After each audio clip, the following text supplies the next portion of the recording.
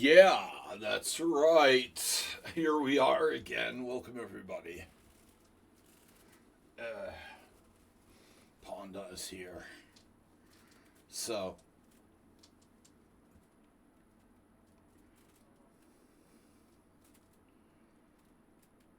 I'm just a weird dude holding my stuffed Ponda. Hello. So, short of actual blunders, lack of faith in one's position is the chief cause of defeat. Now, that's a good advice. That's a good advice. So, don't forget to practice it. Practice. Grammar Nazi. How are you? Hey, Acerbeat, how are you today? Um, all right, guys. So we have our analysis stream Thursdays, and that's what today is. It's Thursday, so we've got a game from Mr. Slowhand, Herman Pilnick, Germantine. He's a Germantine against Jeffem Geller. Asterbait versus Reebok. No relation to Reebok. Nefidov Ukunad. Sunkrism against God Shankar. And finally, there's Mule Skinner game against Castellanos, who's a grandmaster from an open tournament in Spain. All right. So, lots of good stuff to go over. What's up, Asterbait? What's up with you? Gather round. I've got some kind of like water in my ear or something. It's really weird. I hate when that happens. It like won't go away. Okay, so Asterbait is playing white. Remember the days when you were 1700? Now you're 1564. Boom, Mister Mr. Y again. Donated $49.99. Now for $2,049.99, you can send an international master to the World Senior. Mr. Y again. Why again? What? My question is, why again? What? Thank you, Mr. Y again. $49.99. Super donation. That's an hour of lessons. We've got Herman Pilnick versus Jeffem Geller from Geller's great book. We've got Asterbait to warm up and a bunch of other games. I'm sure some other people will stop by and donate their games. I was checking out the World Senior list again today for the first time. I didn't see any super notable names, but it's filling out. There's so many players. It's a couple hundred players in my World Senior. I think it feels like it's more. I don't know. I forget the count. But I don't think it was like. I don't feel like there's more than 200 in my section. Like I don't think there was that many. It feels like it's the biggest field so far. Maybe the location is accessible and it's in Italy. It's warm. All right, so that's in October. Mr. Slow just donated. Sorry, Mr. Y again just donated $49.99 to bring us up to $2,049.99. So we've got 40 days to go. I just want to caution everyone that actually 37 days to go. I want to caution. I was just approximating, but I want to caution everyone that in 2 weeks from today, I am flying to the United States. I'll be in Boston area for 2 weeks, so I'll be staying in like a motel. My internet might not be great, so I don't know that I'm guaranteed to do any streams. We'll see how my Wi-Fi is, or whatever. May or may not stream while I'm there in the States, depending on the Holiday Inn internet. But if we keep in mind that I'll be gone for 2 weeks, we have less than a month left, basically like 3 weeks. All right, what's that? What is that? Twitch TV Slachi? Submitted not long ago. I went through the archive. The archives. They still let you in the archives. All right. Thank you guys for donating. Arsenal fan, thanks for being a subscriber. Why again? So, all right. Arsenal fan. I forget that my keyboard works on this computer, and I can actually type someone's name in, and I don't have to use the on-screen keyboard. Arsenal fan Rich. Are you in fact allowed to send people messages? Holy shit. That's unbelievable. The library pool. Now, what do you prefer, the pool library or the library pool? All right, copy, learn, study. Where were we? Here. I'd rather go to the library pool than the pool library. Underwater library. All right, here we go. So that's Richard Smith. Richard the band. How are the boys in the band?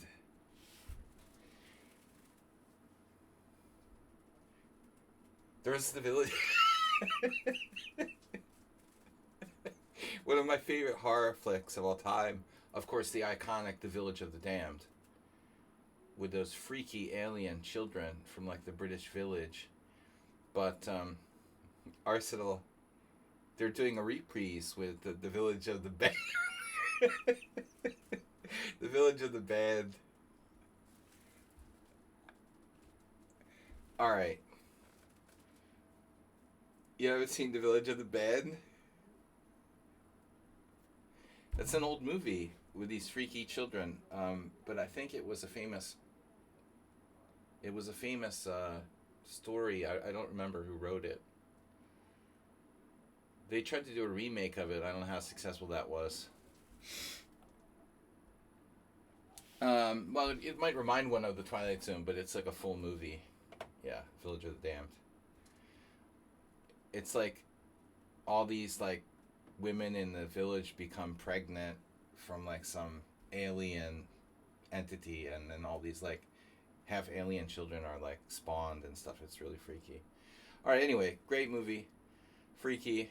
But we're gonna start with Acerbate versus Reebok, and Acerbate is white, so Reebok. I never owned a Reebok, but very popular. That's British too. Reeboks are British? I don't remember. The remake is useless, of course.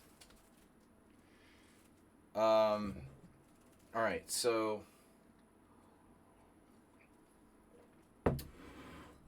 But we're going to do our own Village of the Band. Just the pool library reminded me of that. Okay, so knight f3, d5, c4, and now obviously the critical continuation is d4, but that's not everybody's cup of tea.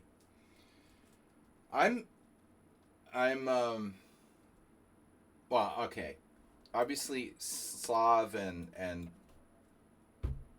the Queen's Gambit declined are the best ways to go. Ready, whatever, ready. After e6, Slav is very solid. Just ask Nefedov. But this is not a good move. This means you don't support your center. So, inconsistent. He establishes the center and then doesn't respond when the enemy attacks it. Now, Acerbate, you fucked up here. You have to take on d5. This is a golden opportunity. You were just moving too fast, and so you automatically went e3 now.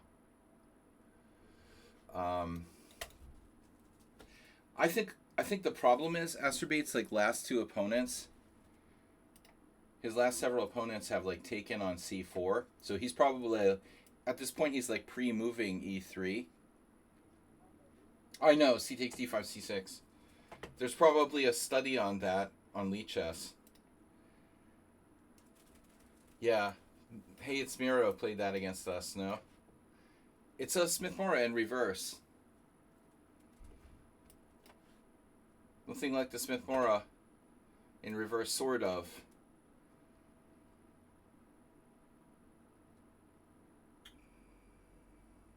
Well, I mean, white has d4, which is better.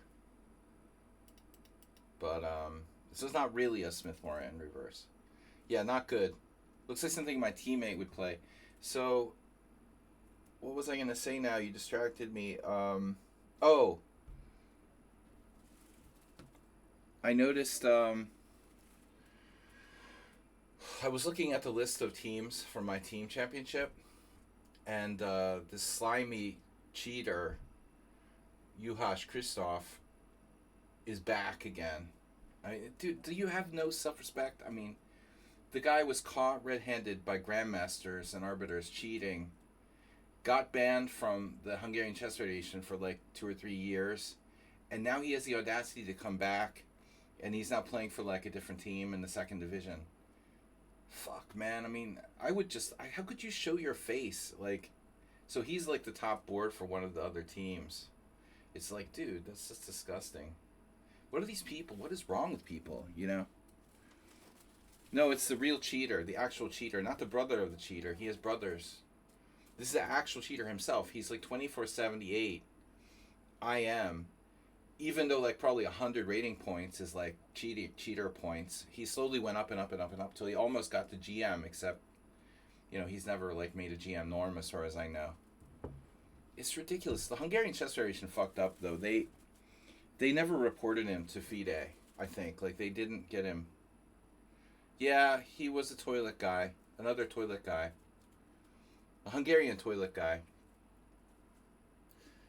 They caught him red-handed. And he was cheating in Austria and cheating here too. But anyway, I just randomly brought it up because Arsenal likes to talk about cheating. All right, anyway, back to the subject. So knight f6 is a very bad move. You have to take on d5, destroying the center. I tend to skip around and start talking about random stuff sometimes, especially when I get started. Just random stuff pops in my head like this. They're always cheating in the toilet. What is it with the toilet? Anyway, okay, e3. Yeah, the Shevchenko system. He didn't leave a note for the cleaners in the toilet, though. He's a weird guy anyway. Really weird guy. He was on some Hungarian reality TV show at one point. Okay, e3, b6. Very strange move. So black doesn't support the center. And now b6. Asterbate doesn't take on d5. I wonder why you're not taking on d5 here. It's a good move. At this point, though, black would possibly think about playing maybe bishop b7. Then you can do like check, interfere with his development. I still think you should take on d5. There's no question. This is an interesting move, though. Queen a4 check may not be bad here. You could induce black to make an awkward move. Like, these type of ideas do exist. In fact, in that type of position where you do c takes d, my former teammate did something weird like g6 in this game against Eperieshi, and poor Eperieshi was like 80, and he didn't try to take advantage of it or something. But it looks like white might be able to try, like, say, queen a4 check in some position. I think this might not be a bad move. So these queen a4 checks can often come in. This is not such a bad move here. I think normally moving the queen out to the side of the board is almost always bad in the early stages, but I think here Acerbate is kind of justified, because what are black's options? Knight d7? Maybe knight d7. Bishop d7, clearly the bishop no longer will go to fianchetto. c6 is, you still have c takes d there, and your queen might even be, it might even be like developed. So black plays bishop d7. Now you have a choice. between b3 and c2. And I think b3, makes more sense because you put pressure on d5, but is there any drown side? Like, what is the drown side to b3? Standard modern Tartakover move anyway. Well, this is no Tartakover. I mean, honestly, black, hasn't even played e6, so I wouldn't call it really. I mean, the point is, like, oftentimes when you play b3 or b6, you intend to develop your bishop on b7. I realize what you're saying, like in the Tartakover Queen's Gambit, sometimes the bishop might go back to c8, but this is kind of a different type of position. It may not be that bad. Yeah, it may not be that bad. The truth is, it probably is black's best move because it's the most forcing. If c6, then c takes d5. Black probably takes with the knight, and white has a better position for sure. Knight d7 needs to be considered, though.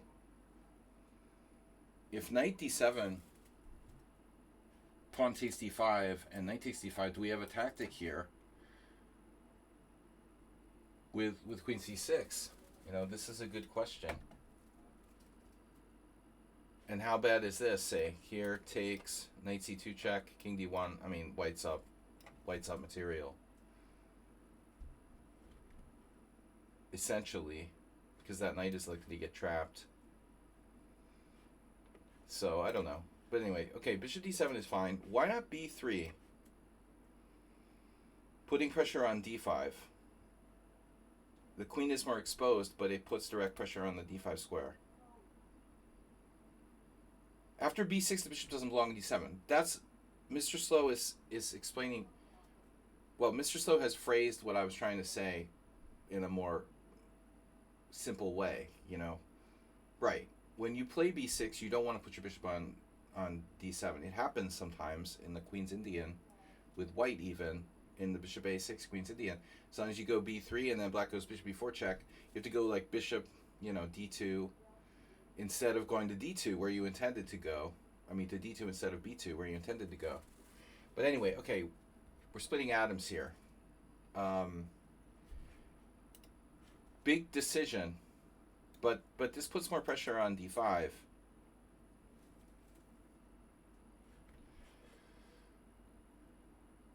So it could be attacked, but I trust queen b3 better.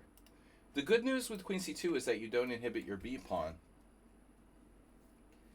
and the queen is less exposed here. So I think either move is acceptable. Black plays e6 now, sensationally defending his strong point on d5. All right, now Asterbait now plays a very Modesto, California, a very modest move, bishop e2.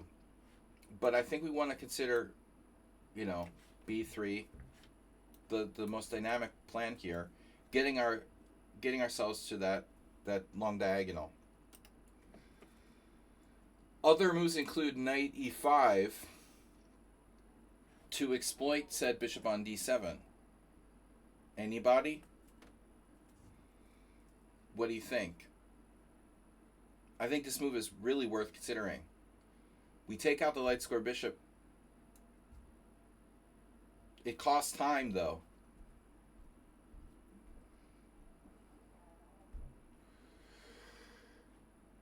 It costs time. I respectfully agree to disagree. Bishop e2, a little bit too tame. And now black with horrifying h6.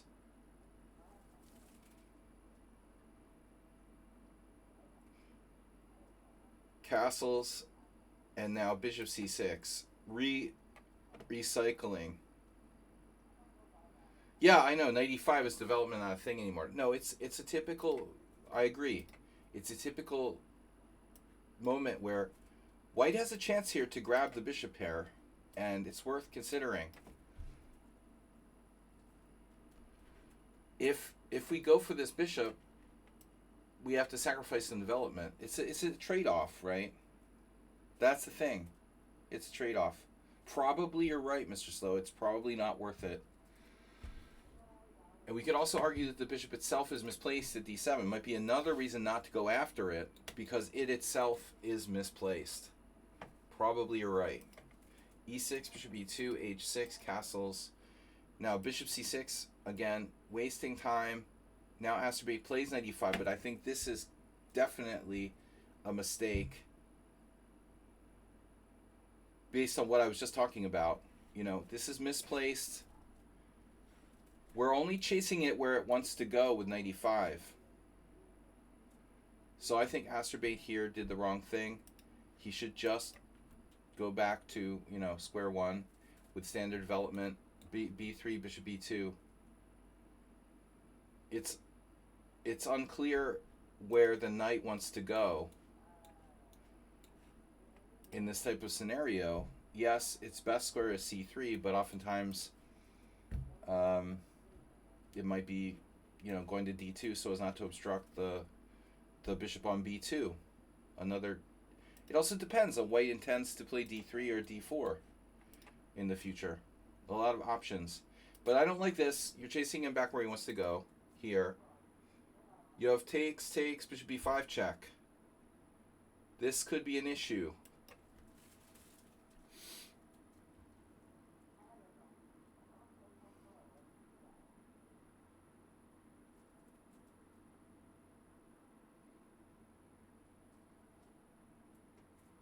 What is going on here with bishop e5 check? How does black handle this? So if you take with a knight, you have a problem. If you take with the bishop, you have tempi at least. And if you take with the pawn, we have the check again. And then on knight d7, yeah, what does black play now? Can he try some kind of tactical trick?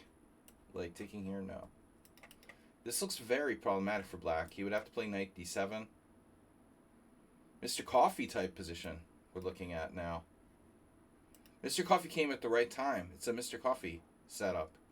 Anything with like e3 is a Mr. Coffee specialty. So knight e5, bishop b7. Asterbate, for the third time in this game, you failed to play c takes d when it looks very strong.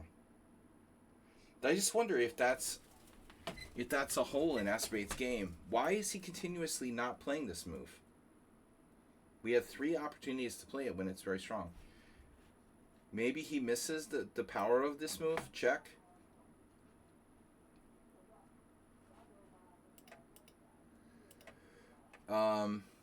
Looks really nice. Well, looking nice doesn't cut it. You know, I've got a concrete move that's much more forcing. So why do I want to look at bishop f3 when this move is much more forcing? I think we look at this first. We're taking a pawn and black doesn't have an answer.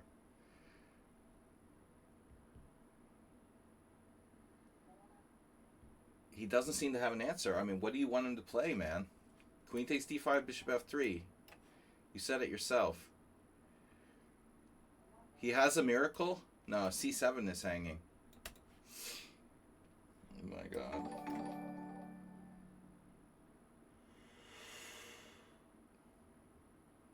Doesn't look good for black, but we might have to settle for d4. Queen c7, bishop d6. No, queen c7. I don't think even an Arsenal fan can really defend this argument. We're threatening queen takes f7 now. Maybe bishop e7. Black's in trouble. It looks like CD is almost winning on the spot. But the computer comes up with a defense. And okay, this makes sense. This is the one line we didn't look at. Take, check, and knight on f d7. Now, I thought, I'm not going to say this because it's so backward and weird, but it does legit look like black's only defense, you know. And I was going to suggest this sort of primitive queen f5. There's also entertaining moves like knight to g6, for example. Azerbaijan would probably get carried away and do something like this and lose.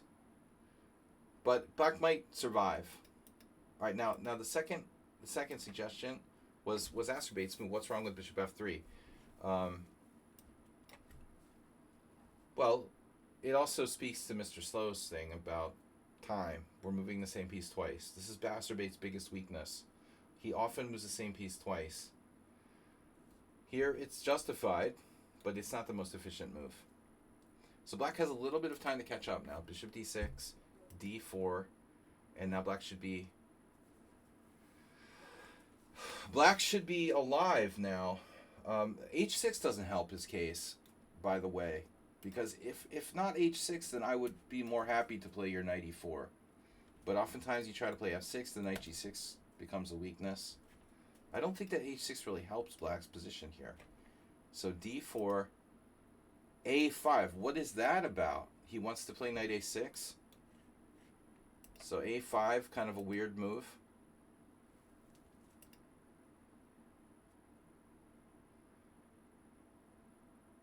I would think black's okay, to castle. Why not castle here with black? In fact, I mean, the standard setup would be something like knight c3, a6 to stop the knight from coming to b5. You don't want the knight to come to b5. Whereas a5 just weakens the b5 square. Mark Ginsburg would have like a heart attack. When I played a4, he freaked out. And again, knight c3, and now, yeah, heading for the b5 square. So black should consider like the c6 type of thing, right? c6. Normal thing to do. Prevent knight b5. But instead, he plays the worst move ever. The worst move ever. What is the worst move ever here? Rook a7. Worst move ever.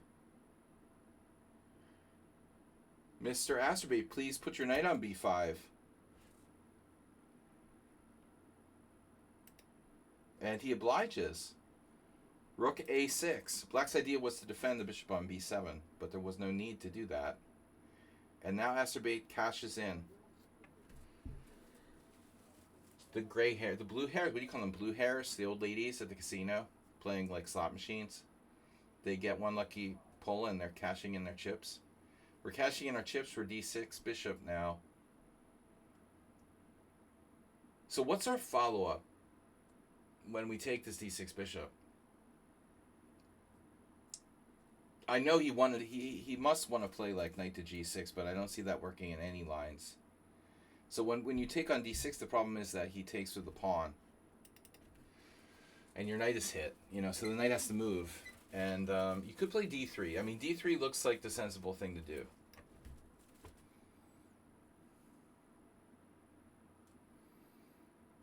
The good news is that this can be answered by bishop takes b7. And our knight is kind of centralized with ideas of knight f4. But I don't think this is all that bad for black.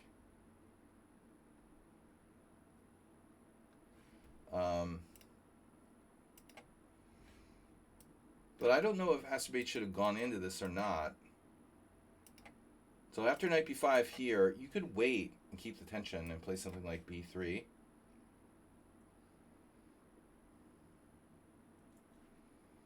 It's an option. There's also c takes d. Again, c takes d.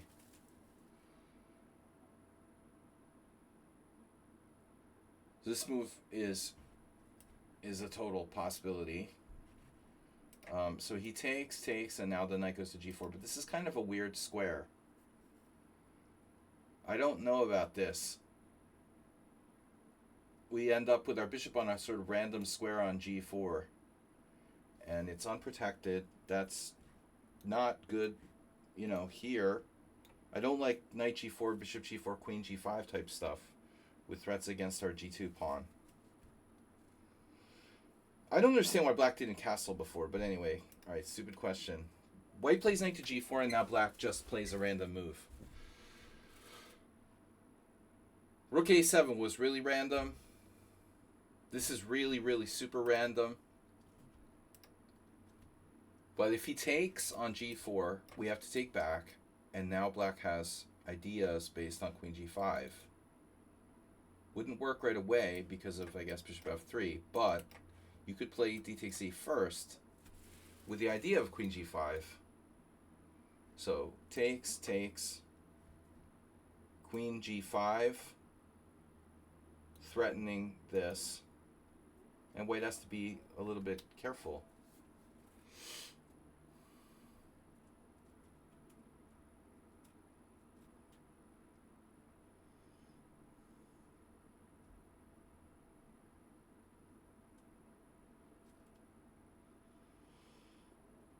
So, what's the computer say? White has got a sneaky move here, but white is slightly better. You could play even the simple f3. Alright, so knight g4 wasn't so bad, Astrobate. You're still slightly better. But black makes a really strange move. I mean, queen c7, check. His queen c7 move, I don't really understand why he did that. So takes, check, takes. Now I expected you to play b3. b3, constructive move syndrome. You need to get some constructive move syndrome. b3, develop, develop, develop. Develop, develop, develop. Combative move syndrome. This is not constructive move syndrome, it's combative move syndrome. And probably a good idea. If black plays that, it's okay. He's not really threatening anything, except maybe rook c6. But remember, black's king is still on the diagonal. This still could be relevant. I agree. b5 looks like a good try. If b3. So what else can we do? We could try other means. Okay. Simpler moves like queen e2.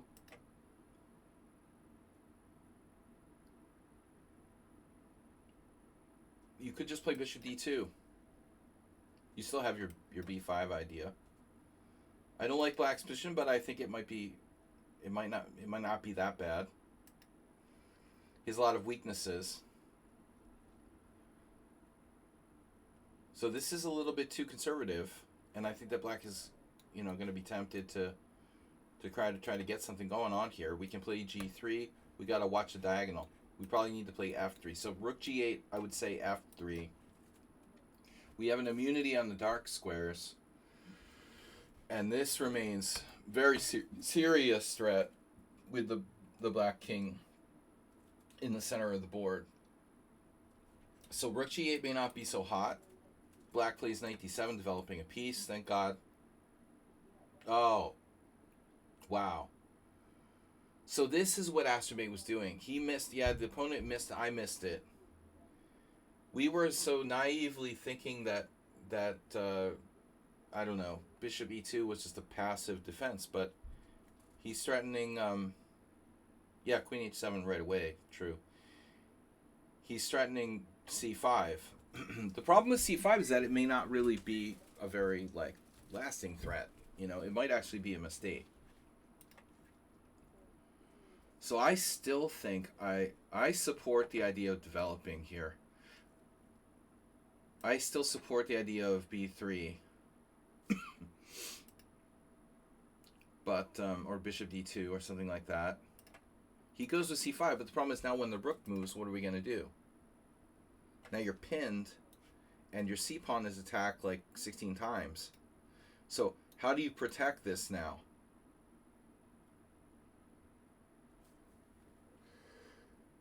You have a problem. Now you're actually going to lose a pawn. And c5 is not supported, so I think the c5 has got to be an error. Astrobate just lunged forward with this one-move threat. But, you should play something safe. Bishop d2 takes, queen takes c4, queen takes c4, bishop takes c4, rook, I don't know, a8. And white is slightly better. That's probably what we should settle for here. Instead, c5, and white's pawn ends up overextended. Now, I think that I don't really see a concrete threat for white. And black needs to maybe get a little bit brave here. It's possible that Asterbay has compensation. I mean, takes. But black has queen takes c5. We don't want to trade queens. B takes c5 as well. Pawn going a pawn up. For the two bishops, it looks like a Blumenfeld or something. I mean, this isn't clear. I mean, can't really say who's better. Black's up a pawn but has a bad structure. Shaky pawns. White has the two bishops. I think that white has compensation, probably.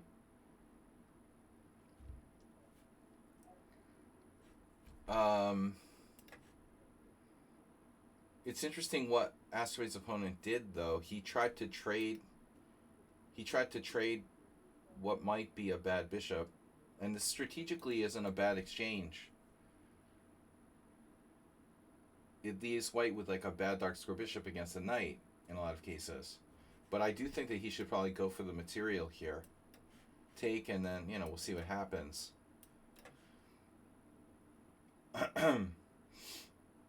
So after bishop a6, there is this possibility of c6. Black's actually lucky that he has even like one kind of reasonable square for that knight on f8. Because b8 is very bad. Like after c6, knight b8, a4. I imagine black is just lost. It's probably just lost. I don't know. I mean, king e7, bishop d2, rook c8, rook fc1. I don't think black's gonna last here. It's probably lost. But he could play knight f8. At least the knight has somewhere to go, where it can go, recycle back to g6 and back to e7. Is c6 after all the best option? Maybe. Maybe it is. And maybe Asterbay's lucky to even have that, because the guy should have taken the pawn.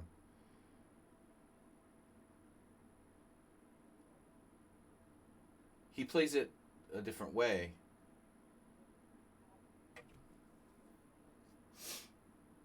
You could obviously take on a6 and play queen e2. That's what he did. He played the safe move. This still might be the best move. Wait a minute. It's not working here. Oh.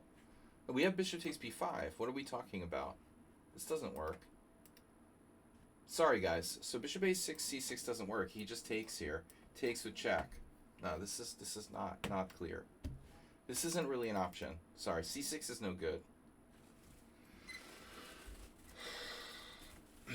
If c6, bishop takes b5, white is down a pawn.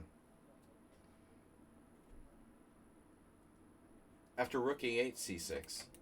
Right, okay. So bishop a6, take, here, queen b7.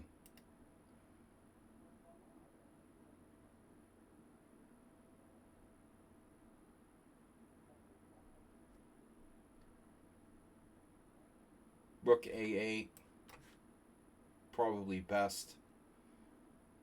And I don't think this is the position you're talking about. Black's going to be up a pawn here. White probably has compensation, but he's not better. So I don't think the thing with c6 works. This just doesn't work. So he had to do this. And now this move looks reasonable, getting out of the pin. And then, and now queen b7 is a tactical blunder. So here black shows his tactical prowess. I think there was a ton of compensation for that pawn. No, it's not necessary. This is just white is better. But black has to be very, very careful. But rook a8. Yeah, he just misses a simple tactic now, the fork. And it's over. Bishop a6, e4. There's all sorts of crazy ideas.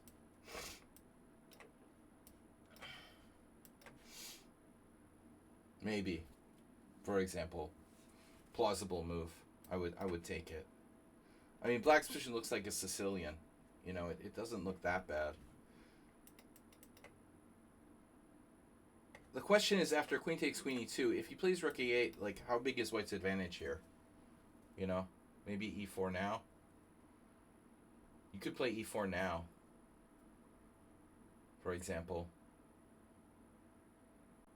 It still involves sacrificing a pawn. Takes, queen takes e4, d5, queen somewhere. Unclear if we have enough compensation for the pawn or not. It's a question of how much risk you want to take, you know. Does white have a Capablanca-esque slight advantage in the first place? You know, is Capablanca going to play that? Probably not, you know.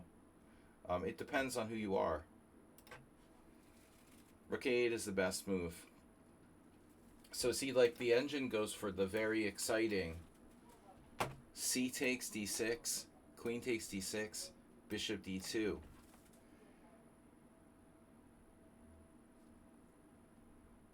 It looks like a Slav exchange, right? Plus 1.7. This is a huge advantage, though, for white. There's this. The knight has nowhere to go. Yeah, in the hands of a tactical player, I mean, this is a very, very unpleasant position for black, with like 0 winning chances. But, you know, for a club player, I don't know, and even myself, I would be reluctant also to choose this line. I would prefer to find something more dynamic. But I don't know how many options we have. You know, after rook a8, we kind of have to take. And now, you know, there's nothing more exciting than really bishop d2. e4 risks your structure. You know, sacking a pawn like this. Let's see. This is possible. So I said takes. Oh, you have an in-between move there. This is interesting. You have an in-between move. If you play e4, you have an in-between move here. D takes e4, c takes d6, queen d6, queen takes e4, and now queen d5. Now check this out. Arsenal fans going to love this. Another endgame. Another technical endgame with a perfect structure. You know, but sometimes we just have to take the hand that we're dealt, Arsenal fan. We can't always like play like Tal every game. I mean, and that's part of being a good player, you know. Queen e2, queen b7, and then we just win. So that's enough of this game. He gave up. His opponent tactically blundered, and he's lost. Still, it was a very neat game by Acerbate. Now, bishop takes d6 check. Nice shot, by the way. Very nice shot. Cleanly winning. Or is it? Well, no, he's giving the piece back. Check this out. Check here, takes here, and then a brutal attack. So Acerbate's opponent now has to find king to a different square. It's lost, though. You know, he's totally lost. He gave back the piece, but he's crushing him. What about king b7? There's no defense. King d7, queen f8. King b7, queen f8. King b7, queen f8. Jesus, everything falls. Like, this whole structure falls apart. It was a pretty good, like, piece. It's a pretty good piece return sacrifice by Acerbate. I think he might have missed it, though. It may be an accident. You know, he maybe forgot that when black takes here, check, he goes back and defends his rook. But this is a totally winning position. Equal material, safe king, perfect structure. Good job, Acerbate. Nicely done. Did you miss a mate there? No mates. All right. He just ate all the pawns. Now here you want to play rook c8. There is a final trick though. If you go this route, right? Takes with back rank mate. That would get really tricky. Ouch. So maybe it's better not to do that. We don't want to give black that last trick. He finally just won the queen. Actually, it's mate in one now. Alright. Anyway, enough of that. It didn't deserve an hour analysis. What's up? WJ if you're early.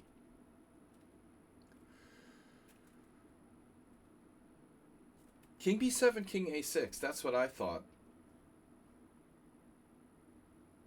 Where did we go there?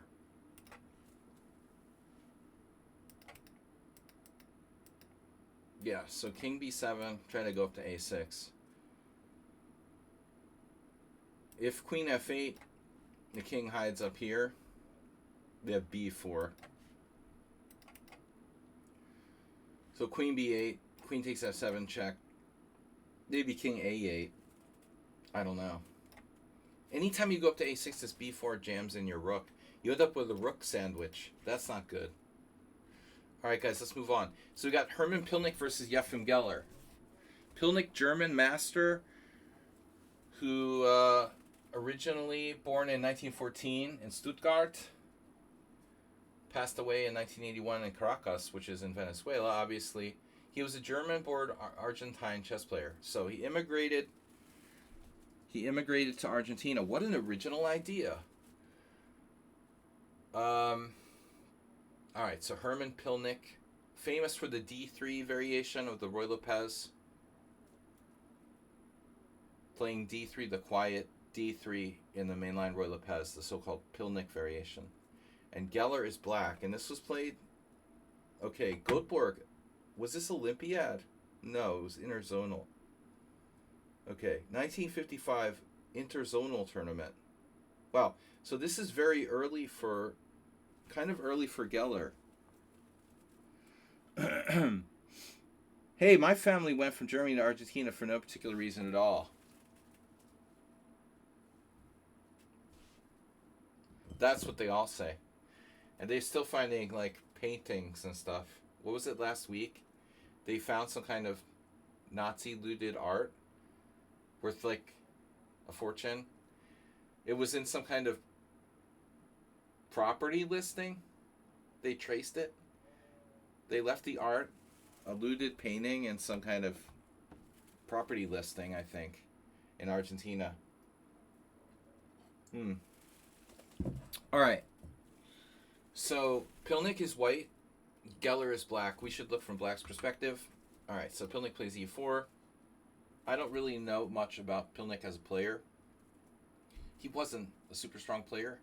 Don't think he was a GM. Could have been. Let's see. Somebody look it up. I don't think he was a grandmaster. Could have been. It's not impossible. All right, now I'm curious. Somebody will look it up for us. Can you check if Pilnik was a GM? I'm guessing he was probably not. He was, Arsenal fan says. Okay. Maybe he was. So e4, c5, knight f3. If Arsenal says yes, I'm 85% convinced. He played 5 Olympiads for Argentina. Knight f3, knight c6. If you win an interzonal, by the way, you automatically become a grandmaster. I think that's... Isn't that what Fischer did? So... Wow, he played in 1956 candidates. So this is 1955. d4, c takes d4, knight takes d4, knight f6, knight c3, d6, and now Pilnik. Okay, so we're playing a classical Sicilian for Geller. This is not so common. So Fischer never made GM norms. He got it for interzonal. I don't recall Geller playing classical Sicilian. Unfortunately, we're not going to see anything too interesting in this opening because White doesn't play the critical Richie Rouser. The most interesting move, of course, is bishop g5. And other than that, everything else is like secondary. I mean, this is the only move that's really acid test. There are other moves, there are tons of moves that are playable, but I mean, this is the one, the main important move. We'd like to see what Geller would have done against bishop g5, but maybe that's the point. Maybe Geller is exploiting his opponent. If he knows he doesn't play bishop g5, he's not, he's like not dangerous. We can play this move order if, especially, they don't play the Richter Rouser. It's a good way to get like the dragon or something, but this wasn't Geller's plan. So now bishop e2 and he plays e5. This is the Boleslavsky variation. I never played this with black because it always seemed to me that it was kind of inflexible. I like playing dragon, especially against bishop e2. I feel like if white isn't going to play the Yugoslav attack, the dragon is good. Why? The only problem with the dragon Sicilian is the Yugoslav attack. If not, then we should play the dragon every time. But okay, it's not so simple. There are some playable lines for white. But, you're playing... Okay, Pilnik is a strong player. It's interzonal. But I don't think he's on the level with Geller. You want to win, I think, of g6. After bishop e2, there's obviously the Scheveningen. Basically, e6, g6, or e5. That's all you got. So e5. Now, white typically goes to b3. What is the difference between Boleslavsky and the Sveshkov? Well, there's no knight going to b5. There's no knight b5. No knight b5, none of this stuff. Yeah, I don't know if it's better. I mean, I think that the problem with black a lot of times is this knight on c6 again. It's like a worse Najdorf, it feels like, in lots of cases, because you interfere with your c-file play. The knight interferes with the c-file play, and the knight interferes with the pressure on e4. So I find it's harder to put pressure on white's e4 pawn in the Boleslavsky as opposed to, like, let's say, the Najdorf or something. The issue is this knight on c6. Where does it go? And oftentimes it goes to like a5 or b4. Maybe it can try to help black support d5.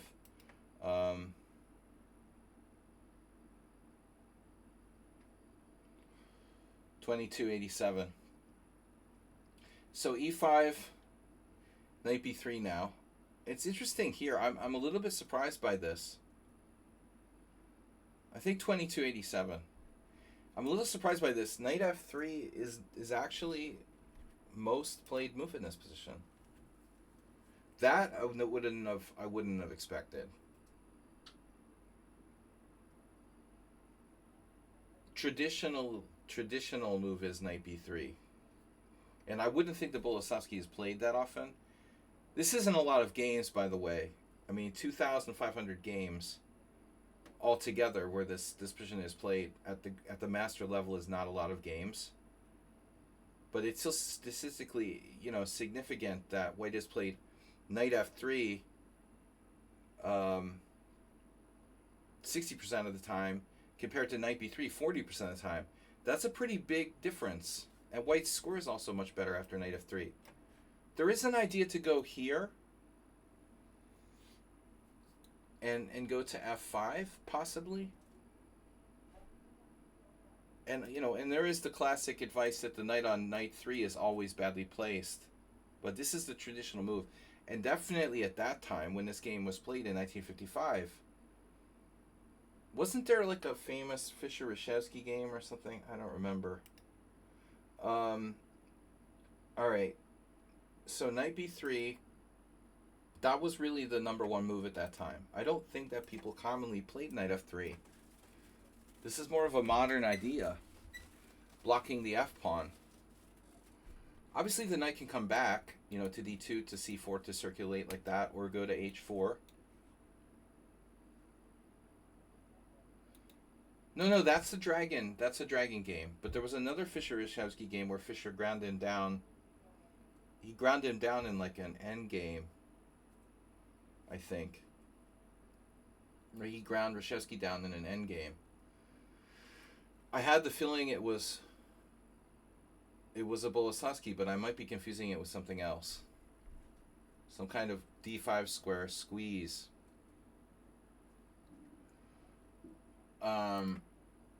It is something to do with the d5 square, just being under white's control, like for the whole game into the end game. And so Fischer played Reshevsky a lot, no doubt, you know. All right, knight b3, bishop e7,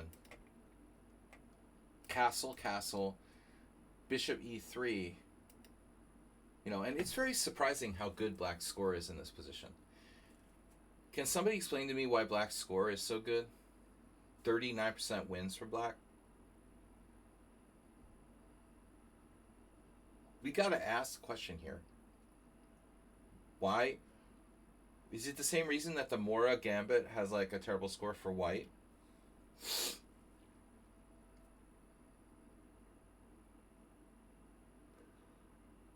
Black shouldn't have like a winning score at the mastered level in this position. It should probably be about equal. But black has instead like a massively winning score. So we turn on the engine, it's going to say white is equal or 0.1 advantage to white. See? How the fuck does black have a plus score of such a margin? 39 to 19. It's not a Najdorf Arsenal fan. The knight's on the wrong square.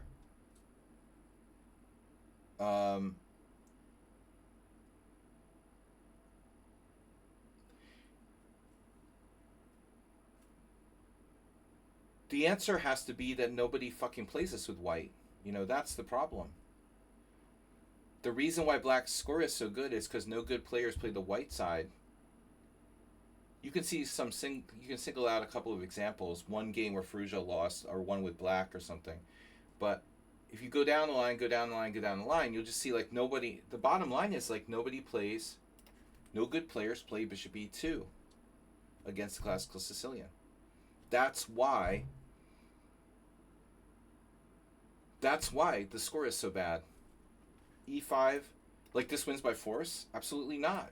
You know, knight b3, bishop e7, castle, bishop e3. And now the best move is a5, and that's a modern move. But the only reason why black's score is so good is because good players don't play this with white.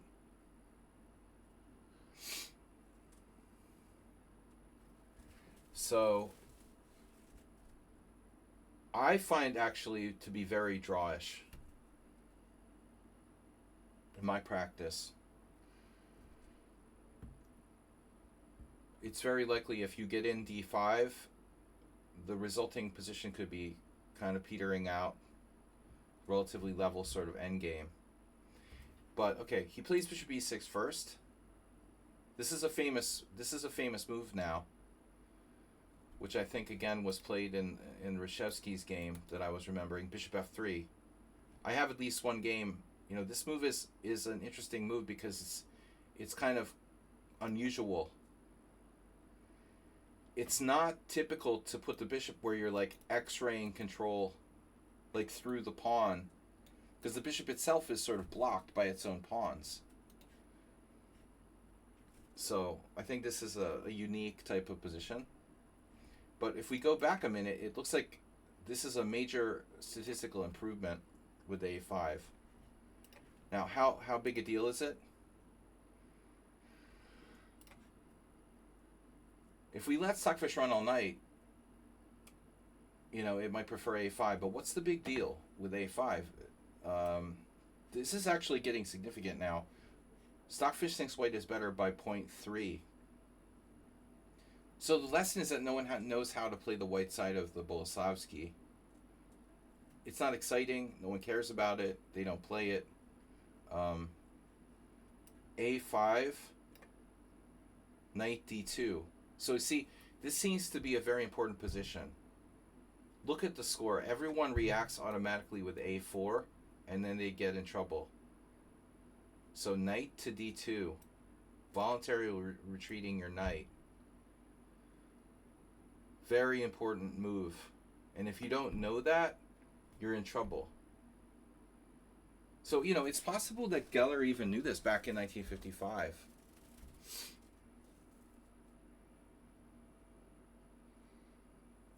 Possible he actually even knew this. I mean, he chose to play bishop e6, a much more principled move, rather than a5.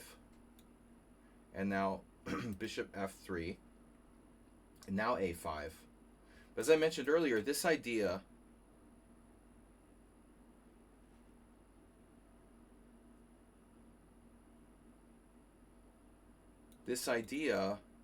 to solve the knight on c6 problem is a common motif. Trading pieces frees black up a little bit. You have knight to c4, so white has to take. But this is much more combative. If you want to draw, this move is fine. If you want to win, a5 is much more combative. So now, can white still do the same thing with like knight d2? Only played in one game. I think now it's a different scenario.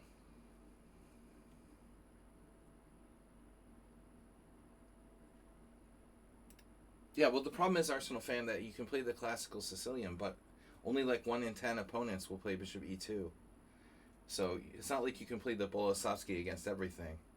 You can play the black side of the Boleslavsky maybe 1 in 10 games where you get an open Sicilian. It's fine, but it doesn't happen that often. At the club level, a little bit more. You will get more than at the master level. a5, knight d5 best, according to the opening explorer. And now we have the typical Najdorf kind of situation where you can take with a knight or the bishop. Of course, in this case now, the knight on c6, again, inconveniently placed. Because it's going to get hit by the pawn on d5. So do you give up the bishop or do you give up the knight? You can't give up the knight because it's a fork. So he has to take with the bishop or else just not take. You can play a4 apparently. This was played by Wolf, one of the Wolf brothers, and Van der Velde. But the main move is bishop takes d5. Okay, so this is interesting, right? Now we get a typical motif from the Najdorf, where we're giving up the light square bishop for the knight. And the idea would be, can we trade these dark square bishops? I think I remember Uwe, right? Amateur becomes master. Black, the master, destroying the amateur with white.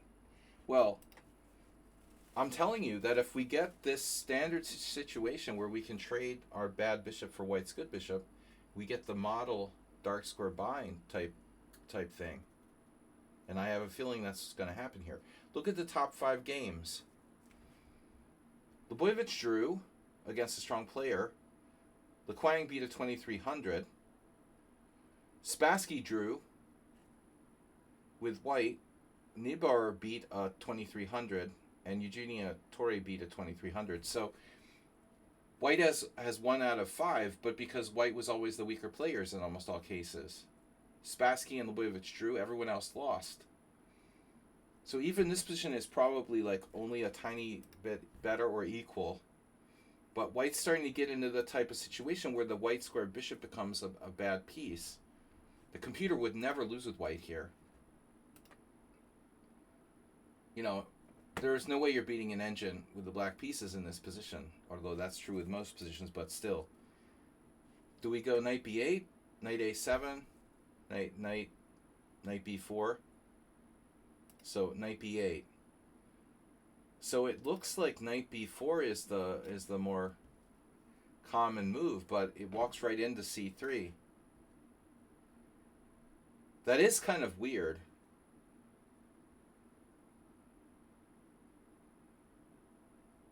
You go here, then you have to go back to a6, and then maybe try to blockade the c5 square with the other knight. This isn't so simple. Of course, black might be threatening to play a4, I don't know. a4, a3, for example. But again, every game you see the same theme. It's like black only wins because they're the stronger player. Stronger player, stronger player, stronger player. They're not winning because the opening is necessarily bad for white. But knight b8 anyway, I think a very natural move by by Geller, and now white plays c4.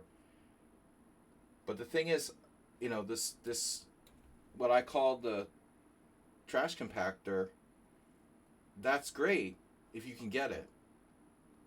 But if you can't get it, you're going to get fixed on the light squares. And too many light square pawns makes Jack a dull boy. So if this bishop, I'm just seeing, light square, light square, light square, light square. A lot of pawns ending up on white squares with a white square bishop. Black somehow managing to engineer an exchange of dark square bishops. And then it's two knights versus knight and bad bishop. Or just knight versus bad bishop. Or queen and knight versus queen and bad bishop. And how many games have I won with the dark square blockade with black in the Marazzi or the Sicilian? It's like endless. I think like I've won more games with the bishop pair than anything else. But second to that, especially with black, I probably won more games with the black square blockade than anything else in chess. And this is very standard now. So white now plays c4. Maybe a mistake. Notice there's a game here with knight to d2. Because if white is not forced to play c4, maybe he should avoid it, committing all of his pawns to light squares. So c4 fearlessly. And now obviously, black could try to ram this pawn down, but I'm not sure that does anything. So this is a very solid move, knight a6. You could play knight d7, but maybe he wants the other knight to go to d7. Knight c5. No. That's a crazy move that happens sometimes in the Najdorf. So c4, knight a6, knight d2, and Paoli played knight d2 in a game in 1975. He was a good player. This is the plan. We're going to blockade. And by the way, here, Paoli played g4. That's horrifying, but g4 is really horrifying. But he gets e4. Bishop g5, knight e4. Bishop e3, pawn e3. This is just an example, but I think this is just, dude, good luck with that, man. If he was playing a stronger player, white would have lost this game, probably. If it was like Paoli, Geller, forget about it. This is, again, a computer might hold, but this g4 doesn't help either because you're weakening a lot your king side. So I don't think that's a good way to play. White plays bishop d2 instead. Now the knight has nowhere to go except for c1. Astrobate, knight c1. Astrobate's afraid that white might play knight c1. b6, notice the dark square blockade. We're not going too far. So this was his plan. He plays bishop c3, giving the knight to square d2 again. And now knight c5. And black just wants a nice solid dark square blockade. So if you take, we take with the b pawn. I have a question though. Serious question. How much better is black really here?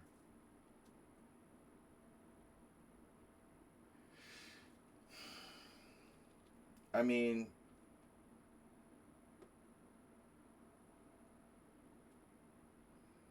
fairly simplified. When does the bishop pair, I don't know, it can come back. One knight will come back to d7. White doesn't have to go Paoli with like g4 or whatever. I think that black is maybe a tiny bit better. So 0.0. But that's if you're a computer. And notice that every other line where white doesn't play perfectly, this is a more realistic, analysis. If white plays perfectly, it's 0.0. If he doesn't play perfectly, bishop pair, I thought, right. But no, because it's too closed. So white is never better here. And if white doesn't play perfectly, black is a tiny bit better.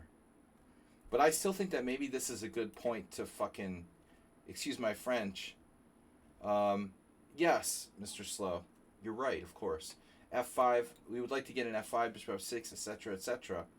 But all I'm saying is like if White has some sense here, you know what I mean? If hindsight is 2020, you're playing Geller and you can see your tombstone in the future.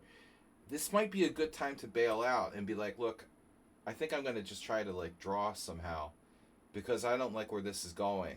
You know, maybe knight c5 would be a safer option. To leave the knight on c5, like what are you gonna do? What is he gonna do? Does he think he's gonna be able to like? Yeah, you know he did. Oh, he did trade. Okay. Well, I'm sorry. I thought he didn't trade. I don't know why. Okay, yeah, I think this is the right decision. Maybe the computer was saying 92. No. Anyway, this is okay. No brainer. Takes definitely. Takes. All right. Now White to play. White to play and lose. If anyone was considering 92, it wasn't a good move.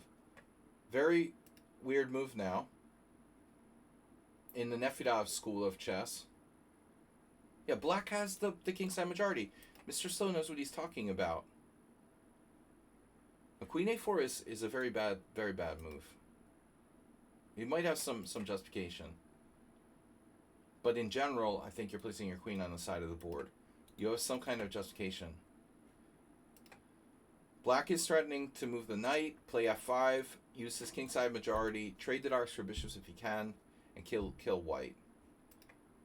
White has a queenside majority.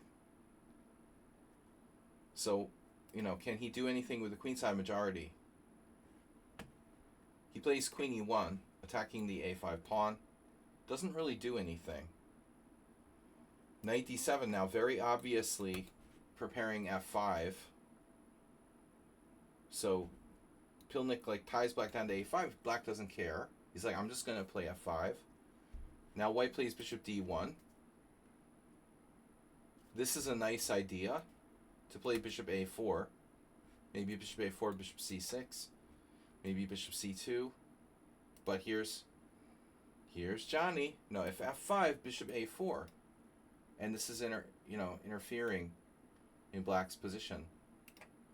So Geller goes a4, preventing bishop a4.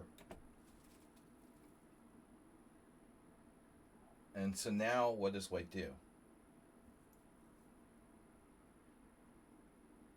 Major question. What about b4? For example, this is kind of extreme. Probably not great.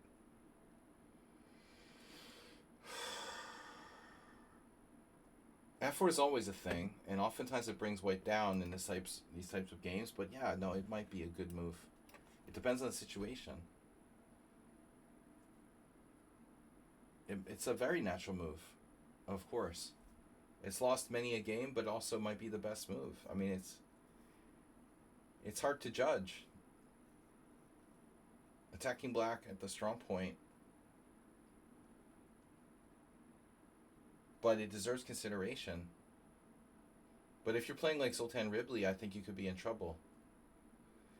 Pawn takes f4, rook takes f4, bishop f6. This is the way that Kasparov would play the black side of the Scheveningen. You know, if we can trade the darks for bishop, you're in trouble. It's very easy for White to drift into a very bad situation here. You know, just a couple of moves and like boom, boom, knight e5. And if your attack doesn't work, you're worse. So this is the idea. Super knight, limited bishop. If you don't have some kind of breakthrough with a really strong attack, you're going to be slightly worse, or maybe much more than slightly worse. So we'll see. This position has drifted to +1 for Black, for example. And a lot of people might not realize they're even worse here with White.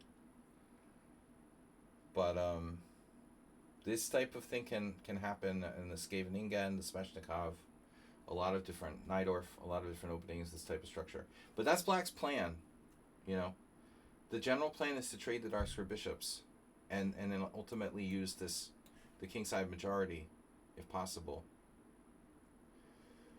So bishop c2, f5, rook d1. I don't know, this has limited use, but maybe. And now Black plays the very solid g6. And yeah, we have bishop f6 now. Now it's like you still need to consider f4, but there's a few problems. If you do f4 now, I have just simply bishop f6. And if I push to e4, you might have some kind of break with the g4 type of thing. I'm just saying, if anybody's thinking about f4, it has to be considered. This explains the statistics in favor of black. Yeah, basically. Because black wasn't a computer. And there's also the theory that I think, oftentimes playing a position where you're like the white side of something where you have more space can actually be more difficult than playing the black side. Space is often, the white side of the Sicilian, often overextend yourself. Queen e2, doing nothing. Bishop f6, following a plan. What is white's plan now? He doesn't have a plan. If he has no g4, he has no f4, he has no h4. He has no plan. There's no plan. The strong side is the queen side. You have 4-on-3 over there. And so everything is shut down now. So Paoli's g4 might have been a good idea. At this point, Paoli looks like he did the right thing. White now plays f3, and that could be an idea involving g4. At least he could get some threats maybe on the white squares. Yeah, no, f3 is definitely okay. And here I would, if I were black, I would view like g4 as a strategic threat. But learning from Stockfish and such, I think it's important to be patient. So if I were black here, you obviously want to consider the move that Geller made, but you also want to consider like slower moves that are slowly building the position. So you might have a quiet move here for black of some kind. Problem is the a4 pawn. I mean, we can't go like rook b8. We can't just like drop this pawn on a4. We are sort of tied down to that pawn on a4, which is a nuisance. The knight doesn't have a good square, really.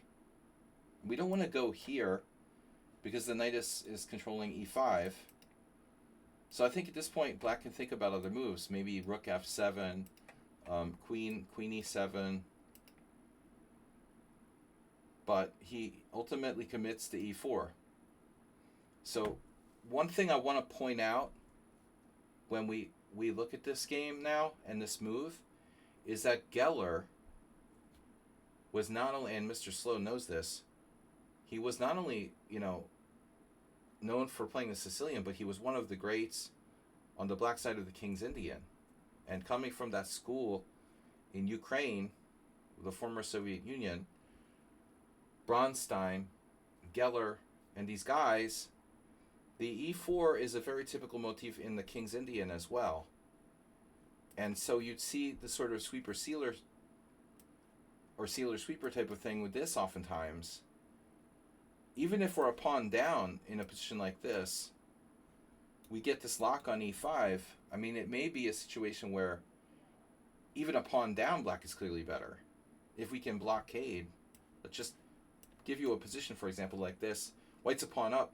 It doesn't matter, because we're almost like, a pawn up for black, because these pawns are frozen, and white's bishop is like a pawn. So they're very strong positional motifs. e4 is possibly a pawn sacrifice just to get control of the dark squares.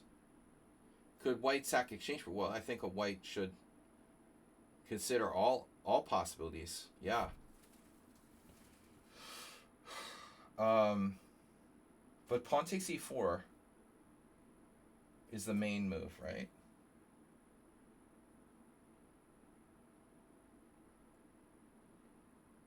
There's also, obviously, bishop takes f6. White has to consider all possibilities. I mean, even g4, theoretically, could be a conceivable move here. f4, blocking it seems. plausible. But there's another problem, right? A3. If white locks the position, what happens if A3? Now we have to exchange, probably. And, no, you can go pray for a draw, but it's keeping the position locked up, maybe. But anyway, okay, it's complicated. So after E4, white trades on F6. White takes to the queen. Now here, there's tension. The bishop's bad. The pawn on B2 is loose. What does white do? Takes is the obvious suggestion, which is what he does, and so Geller does the. So Arsenal fan, what are you saying? If FE4, right? If FE4, F4, rook takes F4, right? Bishop takes here.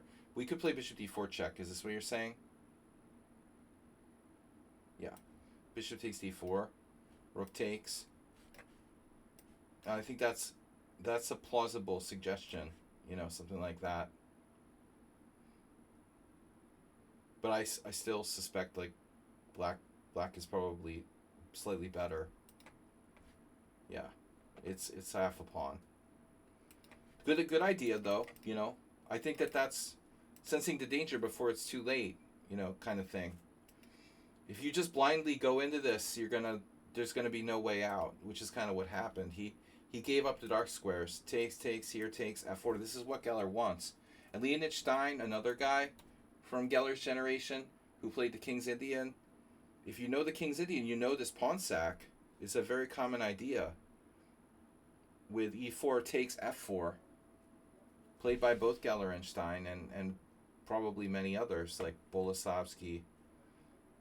The King's Indian was created by the Russians, the Soviets, was honed by the Soviets. That's why Bobby Fischer played the King's Indian, because he read all kinds of Soviet chess magazines.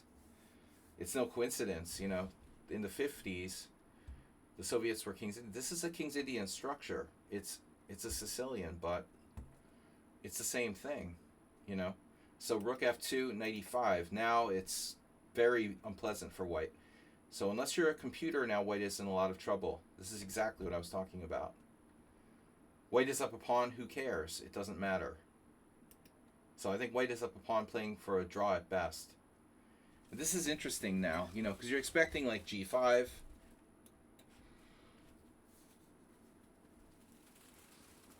F3? Nah, it's too much.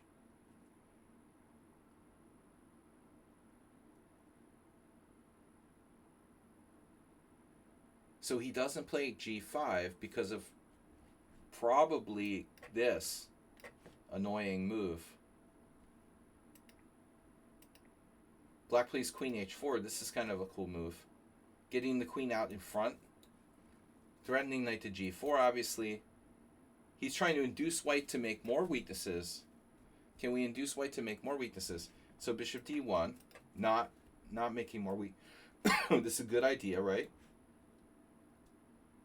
And now, what do you menace? What is white threatening? G3?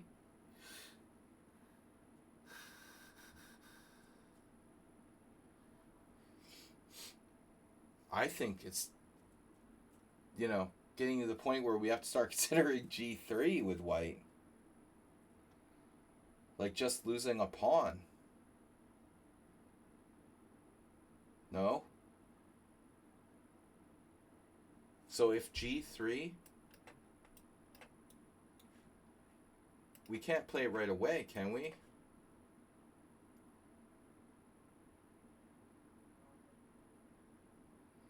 I'm just curious, how bad is this? Takes.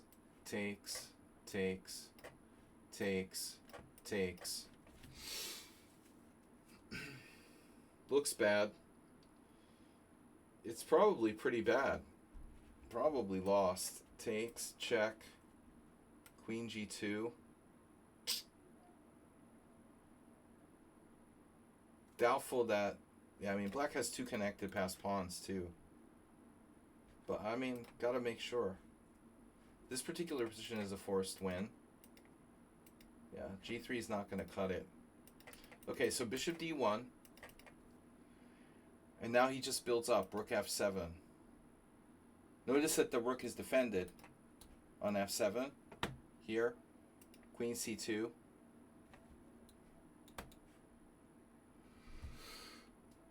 So now black plays g5. And that enables this, by the way. You know, some kind of King's Indian mating attack. Queen c3, rook af8. And now this pawn is hanging. But there's threat of knight g4. So h3. And just when it looks like white is sort of hanging on. Yeah, I mean, it's a King's Indian, not a Sicilian, right? It looks like a classical King's Indian. h5, bishop e2, g4. And it's over. White has a tactic here. Rook takes f4, rook takes f4, rook takes f4, rook takes f4, g3. So I guess Geller calculated this pretty thoroughly. Knight f3 check. If you take queen takes g3, it's over. So he has to move the king. So he has king g2, and then h3 falls. So what's he going to do? He has to go to f2.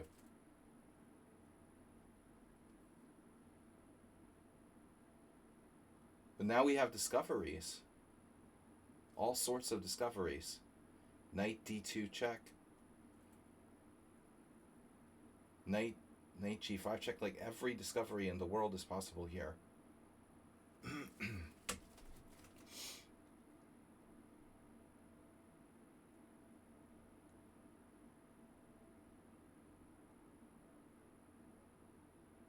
Confusing position. You're looking for discoveries. The king, I don't know. I would hate to have to decide what to do here in time pressure. You have knight d4 check, okay, and then you can attack the queen. And then he has to take with the king. I was actually wondering about like king and pawn endgames, you know. I mean, are there going to be like endgames where we win the king and pawn? Let's say king here, knight. No, that could drop a pawn with check. Knight takes. King takes. I mean, there's just like this. This is over, right? So knight d4 check. He has to move the king. Where do you go? You know, you have to go to e1 or e1. He has to go to e1. Knight d4 check. Take, attacking the queen on c3. He has to take. And then you just take on e4.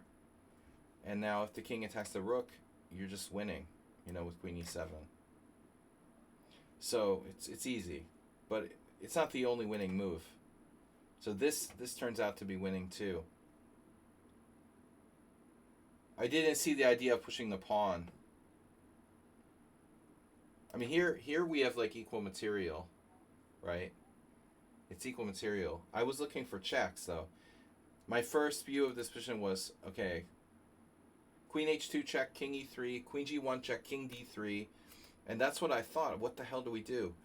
So I saw this check, you know, here, queen g1 check here, and then I didn't know how exactly black is going to win.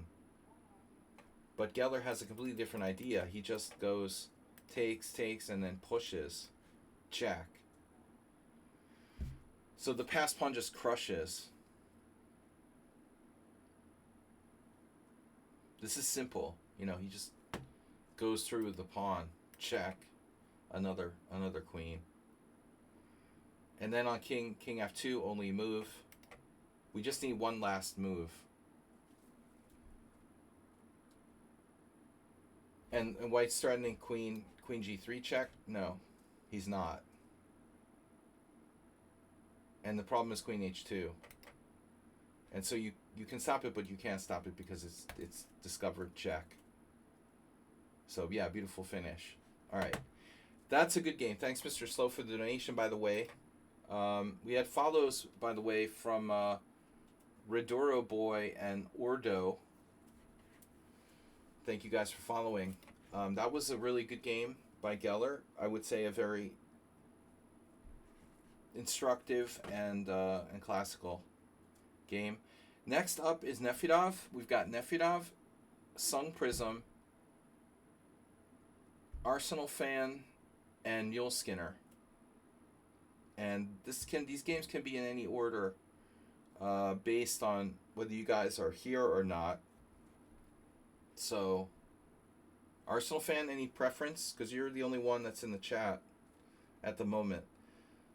I don't care like what order we go over these games. If you want to do your game first, that's fine. You'll wait 10 minutes. All right. In the meantime, I'll do we'll do Nefedov. Oh, Sun Prism's here. Okay, we'll do Sun Prism because Nefedov will probably come later, or maybe he's already here hiding. That's fine. It doesn't matter. We'll just do whoever's here. So you guys can leave and then we don't have any audience. I should really do the opposite, you know. No leaving once your game is done.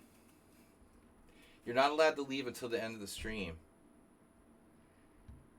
So Sun Prism, you were black. I saw this was funny because you had another Bogo Indian against the other guy in the tournament. So this is your second Bogo Indian in the same tournament. And the second time that your opponent played Knight on BD2. So, yeah, I mean, I always talk about this, that I have mixed results with this line with both colors. I never played well with white either. I don't think C5 is very good. So you can play B6, castles, and D5. You know, D5 is controversial because of Queen A4 check, but I still think it's not so bad. Mr. Snow is just going to take a nap on the couch. Even D5 is an interesting line. There's some other weird moves like A5 I've seen from time to time, which is hard to believe, but uh-oh. Opposite to what? Stay until you drop? Nefedov is here, of course, lurking. The whole United Kingdom contingent is here. So Knight on BD2. You castled. This is a great line. I mean, I think I was mentioning Karpov. We were talking about Karpov. And I was saying A3, Bishop takes D2 check. So Queen takes D2 is played a lot. But I was kind of thinking of this line. You know, you castled first. It's slightly different. I think Karpov, for example, I mentioned Karpov playing Anderson. Karpov preferred to play B6 immediately. There's no rush to castle. So I think, yeah, it's better to play B6 first. If you want to play Bishop takes D2 check and play, you know, Bishop B7 like a classical kind of setup. But it's not clear if this completely equalizes for black. I don't know, man. I mean, the Bogo Indian, it may not 100% equalize. It's not so easy. So Knight on BD2 is a really annoying move, but I think that white needs to have incredible good skill, though. So castles, with castles, we have ideas where the bishop sometimes can preserve itself. Well, your opponent now normally is going to play, I guess, A3 most of the time, and then we're gonna usually play Bishop E7, like I was talking about, which I have played a lot of games with now. But it's risky for black. Bishop E7, E4, you play D6. This isn't easy to play because white has a very serious space edge. But I guess that's probably the best way to go. If you take now, we're going to have a slightly different version of the B6 where you're committed to castling. So queen takes D2, idea bishop here. B6, we transpose. That would be like a typical line. Now this is like the other game you had, right? No, he took with the bishop. Your other game was bishop takes B6. Or was it bishop takes knight E4? I don't remember. You played some combination of these, or was it D5? I don't remember your exact move order. Shevchenko played the toilet variation. He's sorry about that now. Sorry, Bogos make me sleepy. Well, it's not as bad as the Caro Khan. So, Ulf Anderson has that effect on people too. All right, anyway. So white played g3. I mean, this is a little bit of an unusual move. He's encouraging you to play b6 now. Now we have time for b6, bishop g2. Maybe even bishop a6. Is that a line? I doubt it. Bishop g2. No one's ever played bishop a6 here. So we normally do like bishop b7. What I'm wondering is, is this one of those situations where they go like, c5, d5? Possible.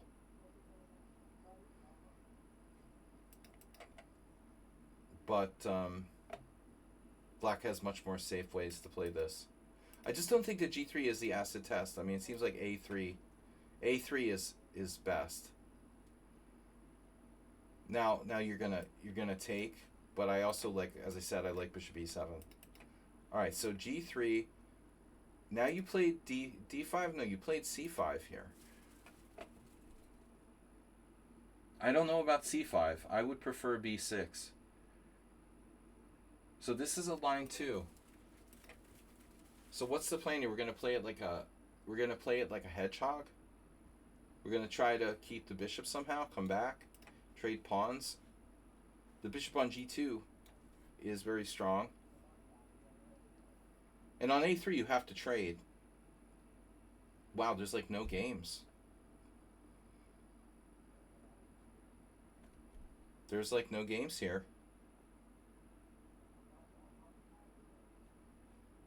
Morozevich, that's not necessarily a good thing. And a handful of others. Peter Heine Nielsen, one game back in 1993. Whoops. That's a long time ago. There's a lot of Serbian players. Arsevic, Benkovic, Bogosajevic. So c5 is not a common move here. Yeah, d5 seems to be the move, the main move. But I don't see anything wrong with transposing back to b6. This is a very safe way to play. I guess you don't really like the Queen's Indian, I take it. Kind of Queen's Indian Bogo hybrid. If you religiously don't like b6, then yeah, d5. So, okay, another idea I want to throw out there is another universal sort of idea, but this rook e8. This is being played sometimes in certain positions where you'll actually be willing to bring the bishop back to f8. I don't know if it's appropriate here, but it's possible. I've seen it played in similar positions. It's weird for a Bogo. Okay, so c5, unusual move. Now a3 calls your bluff, and now you have to trade your darks for bishop, and so that's the question. I think that white is better. I don't know which way he would take. Is there some reason white is not better here? Only slightly better. Queen takes, c takes d4. Wow. I think I've had this position, actually. Very weirdly. Is b5 a good gambit idea? Wow. That's extreme.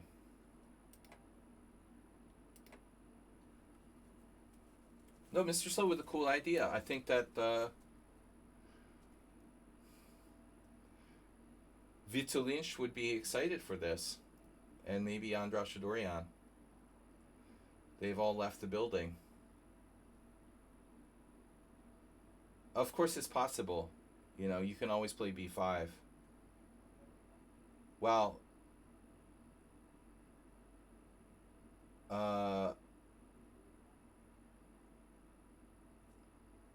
Win Hoi Min played bishop g2. I think that's our Hungarian resident grandmaster who I've faced, but he has so many names that I'm not sure. I think that's him. But it's Hoi Min usually, so the Van is like a fourth name. He's very solid. But yeah, b5 interesting. I would think this would be a more critical test. Obviously. Yeah, interesting idea, Mr. Slow. b5 possible. So b6 safer. c5. This is surprising how few games there are. So he takes. This is not dangerous, you know. D takes c5 is kind of lame. You have to consider developing more efficiently now, in Nimzo style with like knight a6. This is what the young Peter Heine Nielsen did. 1993, by the way. I suspect that would be like very early first Saturday tournament. Before my time, I think that Peter Heine Nielsen played here. He was maybe one of the in the first years where they had GM tournaments here in Budapest. 1993, very early. Started around 91, I believe, having Grandmaster tournaments in Budapest. Probably 90, 91. But I know that Peter Heine Nielsen played here, and this is very possible. But I kind of like knight a6. So anyway, bishop takes c5, standard move. Bishop g2. So we've transposed back into some other line. But d5 isn't the most ambitious move here for black. I think you have a pretty good hedgehog. The knight might be misplaced at d2 in a hedgehog type scenario. So I would be curious to look at b6. That's a problem on the diagonal though. Yeah, we can't really do a hedgehog unless there's a tactic, but there might be. See, this is the crazy thing here with this here. There's some really insane lines. If you play b6, he has this knight e5. Wow. Gelfand Matlikov.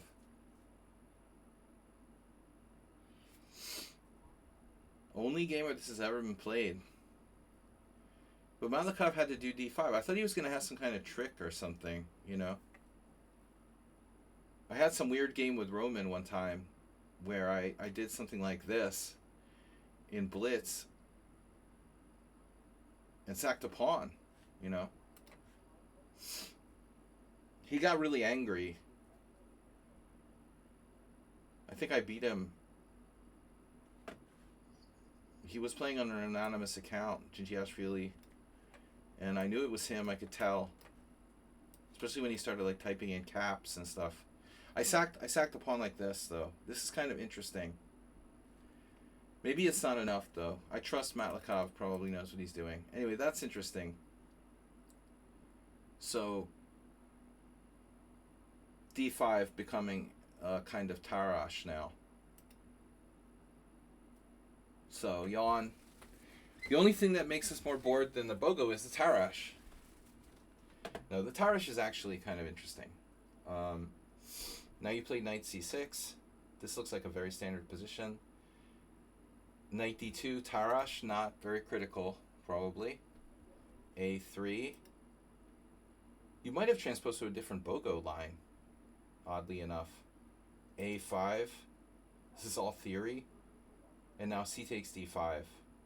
So c takes d5, you have to take with the pawn. And you have a slightly worse structure. Makes sense. So the opponent here doesn't find, okay, it's a 10-minute game. He still has 10 minutes at this point. How do you guys have so much time? a3, a5, b3. Natural move. But when I saw this game, I said it looks like white has a lame ready or whatever. This I remember commenting on it when I was watching from the stream. The moment you play d4, it's like white just, what is white doing? He has a bad ready. That's exactly what I saw. So this is already huge. That big of a mistake, b3. You go from like a slight edge to a bad ready. Yeah, I mean, it looks like this move is absolutely like essential for white. And this is just stupid.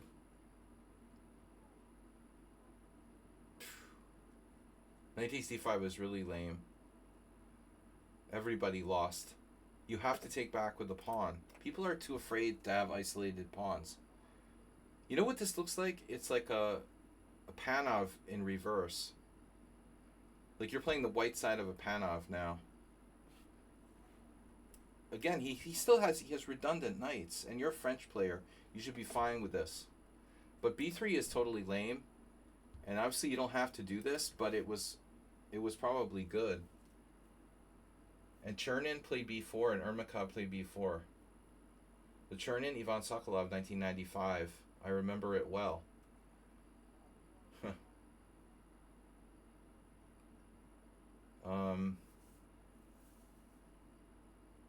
I played Ivan Sokolov around 1995, but it might have been a little later. I lost, of course. But b4 is a natural sort of move. That's hard to ask White to find that move in a blitz game. But if he doesn't, he's going to drift into a more and more passive position here. And now I'm expecting queen c2. Idea, this diagonal. You should play h6 at some point. But you also have bishop f5. It's just, White's like one or two moves away from being like lost, basically. I've had a lot of bad readies with White. He's just millimeters from having a totally tragic position. So he plays knight to g5 instead, clinging to the e4 square. I think that black is definitely better now. Is there any instance where this is going to be a thing? f4? No. He still has b4 sacrifices, but that probably doesn't work. So all he's got now is like knight g5 to stop you from totally taking over the board. h6 feels like, okay, you don't want him playing queen c2, I guess. So bishop f5 looks good. Yeah, I get your point that it was a weird game and you didn't understand, you misevaluated. I still think that you're fine here. You got to be better in this position. Knight e4, and now bishop e7, which I agree with. You want to dominate the knight. This doesn't look good. e7 is right. Now, you're better here. One thing that comes to mind, though, is that he has this f4, I mean, I would give it at least a sort of thought in terms of this bishop discouraging him there. But you're going to run into c5, knight d6. Some ideas there. This, I agree, is kind of natural. Another option would be to play queen e7. Probably not as stupid as it might look. I would imagine, it's an option. Because this wouldn't be such a bad scenario. I think that black is better here. You can definitely consider giving him your bad bishop. Not the light square bishop, Acerbate.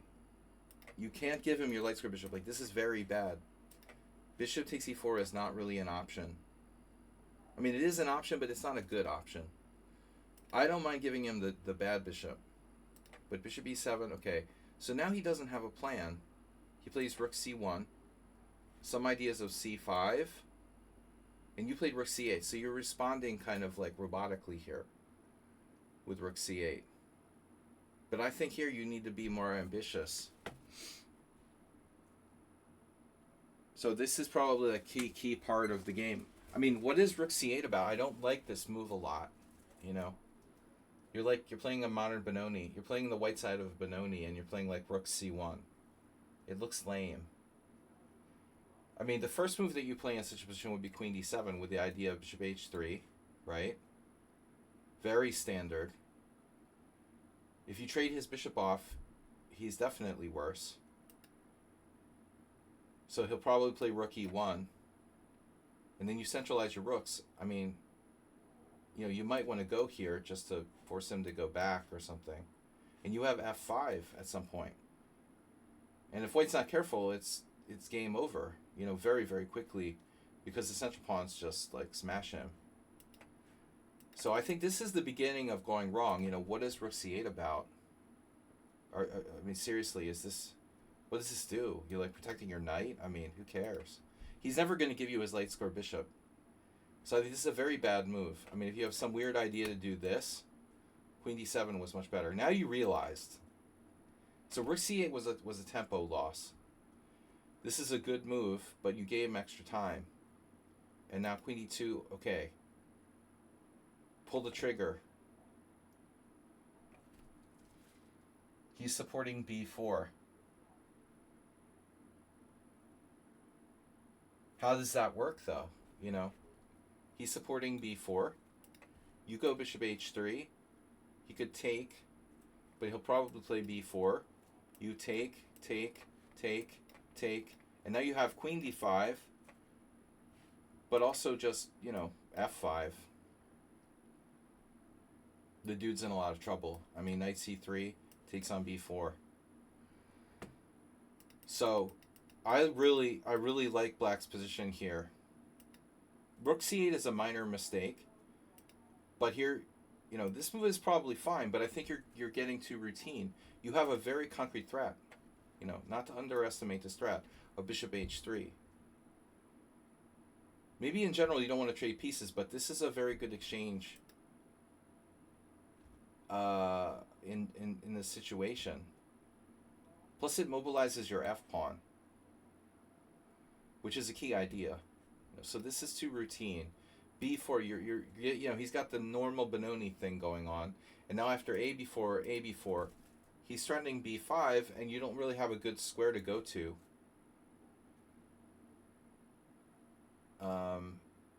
You know, you can try knight a7. It's rather strange, but the Karpovian sort of blockade of b5 might not be so stupid. Even though this looks a little weird, it might not be bad, actually. But what you did is this is a strategic catastrophe. The falling out of my chair move. Don't ever do that. You know, this is a very, very bad thing to do. You're giving up your good bishop for his knight on e4. No way that's a good exchange. Yes, his knight is strong, but I mean, come on. It also has like no squares. So I think even knight a7, I mean, at this point, maybe he can start doing some crazy stuff like f4.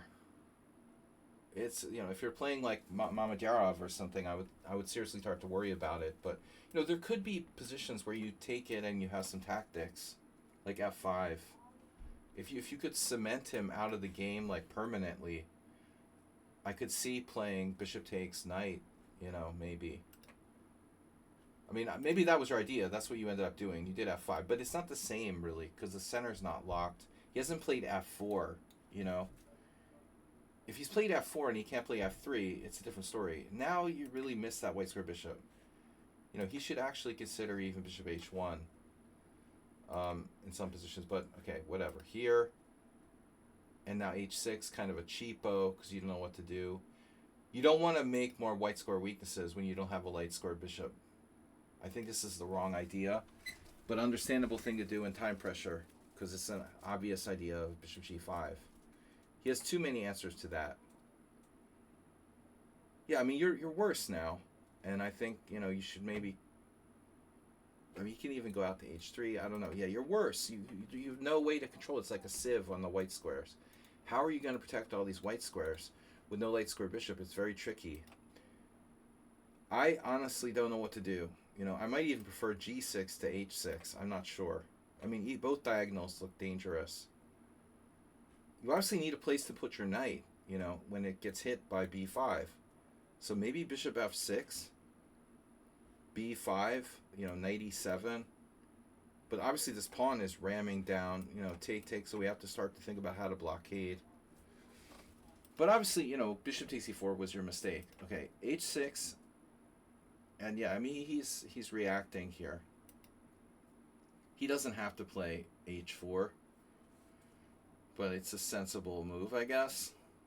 And now you did b6, a tactical idea to try to fix the queen side. You have knight a5, but he's gonna have protected passer, so you're strategically like busted after this, this, and this. Um, two bishops, weaknesses on the white squares, and protected passer on c6. So, now you need like a miracle somehow to like pick off his pawn chain. So otherwise this is going to kill you. Here, if you keep all the pieces on the board, you might have something with that space.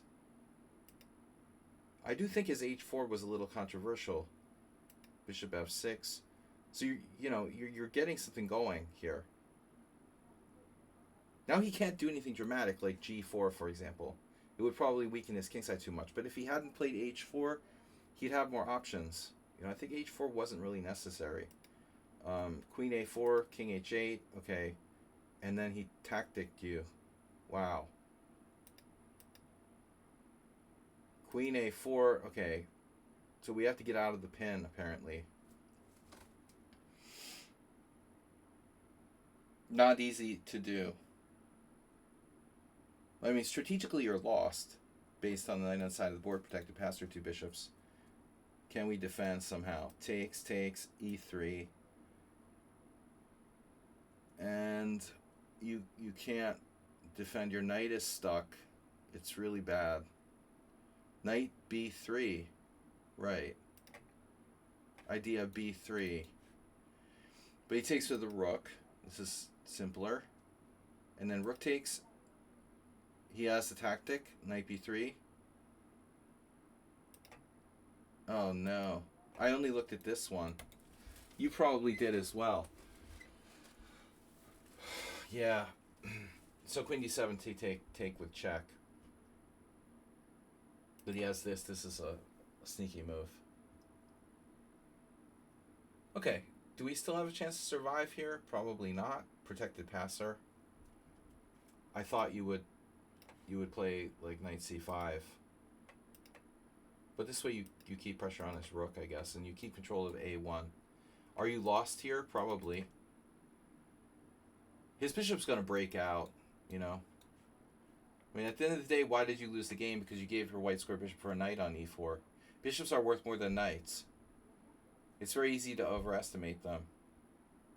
Do you know 52A STA chess team from Hungary?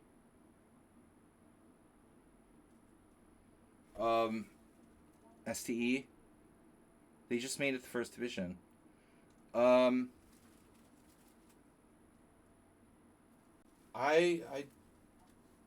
There must be another name.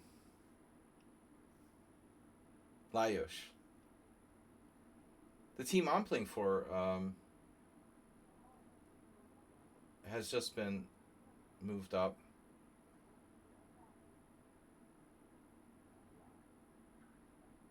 The Sharkine.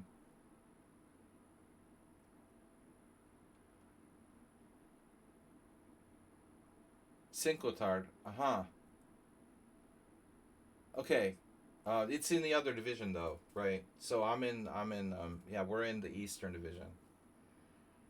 No, I didn't know. I didn't know about that because I didn't follow the Western one. There's two divisions in Hungary in the first division. There's a Super League, and then below that there's a first division, and they have basically all the teams separated in two parts. So there's the eastern part and the western part, and I've mostly played in a team that's in the eastern part, and I'm still in a team with the eastern part. So I didn't really follow Sinkotard. I played there in a tournament once back in like 2011. That's cool. My team is interestingly playing another team that we both were brought up. So in the first round, my team plays the other team that was brought up from the second division, Edelangi. Anyway, it's all fun. I didn't play last year, so I'm back to a new team finally for the first time. White is winning here. This is over, so it's too bad. Yeah, protected passer. That's the end of it. Nothing to see here, folks. Okay. So, yeah, I mean, Sun Prism, I think you had a good game, but, Bishop takes e4 was kind of an impulsive decision. All right, Richard Smith. Nefedov, sorry, Nefedov? No, Richard Smith. We're doing Richard Smith first. Nefedov will have to wait. No, they're in Super League. Oh, they're in the Super League. Oh, in the Super League. Okay, because a lot of people say First Division. Oh, it's in the First Division. Okay, I didn't realize. They were brought up from the Eastern. Western. I'm in the Eastern. You're in the Western. The Western is going up to the Super League. I didn't realize that. I played in the Super League 2 years ago, but our team was very, very weak. It was kind of bloody and ugly. It's not really fun getting like destroyed, playing for a team that's like getting destroyed every round. I didn't really enjoy that, although I got to play some good players. You need a competitive team. All right, so c4, knight f6, knight c3, g6, knight f3, bishop g7. This is Richard with black. All right, let's take a look. So knight c3, g6, knight f3, bishop g7. Ferentz hired some new guys.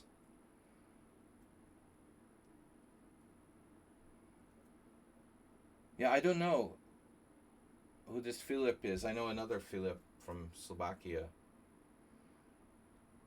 Bishop g7, d4, castles, g3, d6. So Mr. Smith is playing the King's Indian. Mr. Smith is playing King's Indian. Well, this is an older game, you said. Oh, wow.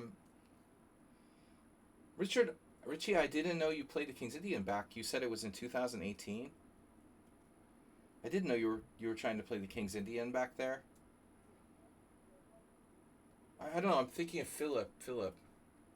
Yeah, I'm thinking of someone else. Philip Herring. There's the other guy, Philip Herring, who's a Slovakian playing on another team in the second division, played on our team. Then there's the Philip Lucian, who's a Romanian. So I don't know this guy.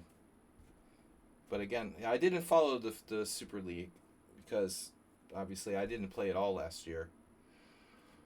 I was really disappointed. I had a horrible team. I played for many years, and I don't feel that they treated me properly. So I finally quit, and then I took a year off without playing in the Hungarian team championship at all last year, and then I joined a new team. But I'm gonna play on a low profile board this year. Just get some easy wins and gain some rating points. Used to play anything. Okay, 2018, I mean, I can't remember anymore what's what. 2018, yeah, it was 7 years ago. 2018 was 7 years ago. I saw a photo of my kids today on Facebook from 7 years ago. It's a long time. Other thing that I noticed was I played in the Budapest Spring Open in 2018, and all the Indian kids that I played were like 2200 or like 2600 now. It's just ridiculous. I mean, I want my rating points back from these 2600s that drew me, I drew all these kids who are like 2600 now. I want my points back. I'm serious. They asked me why are you 2287? Well, I drew a bunch of 2600s. It's like, oh, okay. They're just farming 2600s. How do they do that? How is every 2200 Indian kid that I played in 2018 2600 now? It's easy to get to 2600. I don't understand it, man. Yeah, 2018 was a long time ago. So Bishop G2. Now, interesting suggestion. Mishra is an American kid, though. That's an American kid. He's from New Jersey, my home state. So he's kind of not a typical example. He's an American who has Indian ancestry. I don't know, maybe his parents are from India. But that kid is totally from the US. So not exactly the same. He played in Budapest probably. I didn't play him. Now you played rook e8.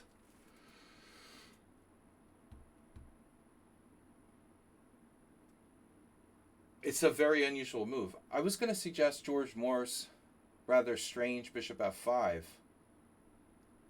that I won against him in that weird game where I made an illegal en passant capture while he was away from the board. Bishop f5. No one ever used to do that. That's kind of a newer idea. Rook e8, though, I've never really seen anyone play. How bad can it be?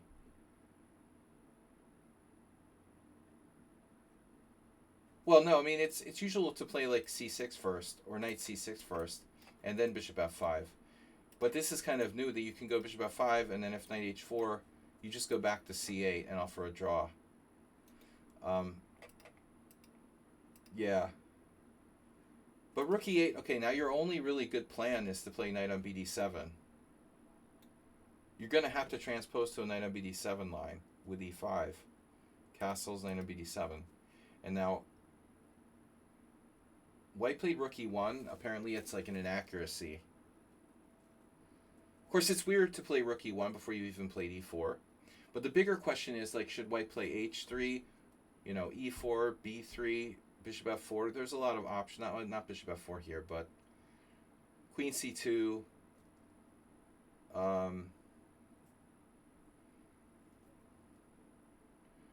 Where do you play a5 or c5 and sacrifice a pawn? What do you play? e5 or c5 and sacrifice a pawn? No, you just have to play for e5 here. You just have to play for e5. That's all the only plan. Arsenal's plan is not optimal. Although white should normally play e4, we will play e5, and that's the standard. This is like the most classic fianchetto King's Indian in the world. That was very popular in the 50s and 60s. There's like a million games by players like Bronstein and Geller, Tal. You know, this is the most like standard fianchetto King's Indian line that has like tons and tons of history. Bofinic playing white, you know. But his move is a little bit weird. He played rook e1, and that's probably suboptimal. No, knight b7 is necessary, you know, because you have to play knight b7 in order to play e5. Black would usually not play rook e8 so early. It would be more normal to go here. You go here normally, white castles, and then black plays e5, you know, so you don't even need rook e8. Oftentimes rook e8 is played next, you know, maybe here. This is a weird move. But your only good plan is e5. You know, c5 isn't great, you know, because rook e1 isn't great either. But what are you threatening, you know? You want to play a Benoni, but your d6 pawn is protected. If he plays d5, you know, do you have e6? Do you take back with a rook? Like, how do you protect this d6 pawn? And if you can't play e6, then what are you doing? You know, you're not playing the Benoni. You're playing a Schmid Benoni? Okay, if you're playing a Schmid Benoni, your knight doesn't belong here.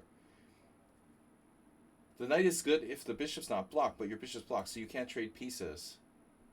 So you have a problem. You have a bad Benoni after d5. And that's all there is to it, you know. You know you have a bad Benoni. His other option is to keep the tension, too. He can also keep the tension. But rook e1 isn't really great with keeping the tension. It doesn't make a lot of sense. So you either have you have a bad Benoni or a weird Marazzi. After, say, like, I don't know, e4, pawn takes d4, knight takes d4, a6. You have a weird Marazzi where white is better. But you should know this stuff. Anyway, c5, d5, better for white. Still, on the positive side, I don't think the fianchetto Benoni is all that great, but it's hard for black to move here. So rook b8, a reasonable move. White played now rook b1, but I don't like rook b1. You know? I mean, I think he should play most likely a4. If he's going to play anything, he can play a4. What are you going to do? You can't get in b5, and you can't play e6. So your problem is like you have no space. Maybe you should try to play a6 or e6 anyway, somehow. I think you're going to have to try to get an e6 somehow. I mean, b6 is definitely a move, and Larson had this game, where like sometimes this is a threat. Maybe not a problem here necessarily, but bishop a6, he'll just sit there. But white has to be a very strong player. Slowly build up. It's very hard to play the white side of Fianchetto Benoni. You've got to be like extremely systematic and just processing the space like a machine.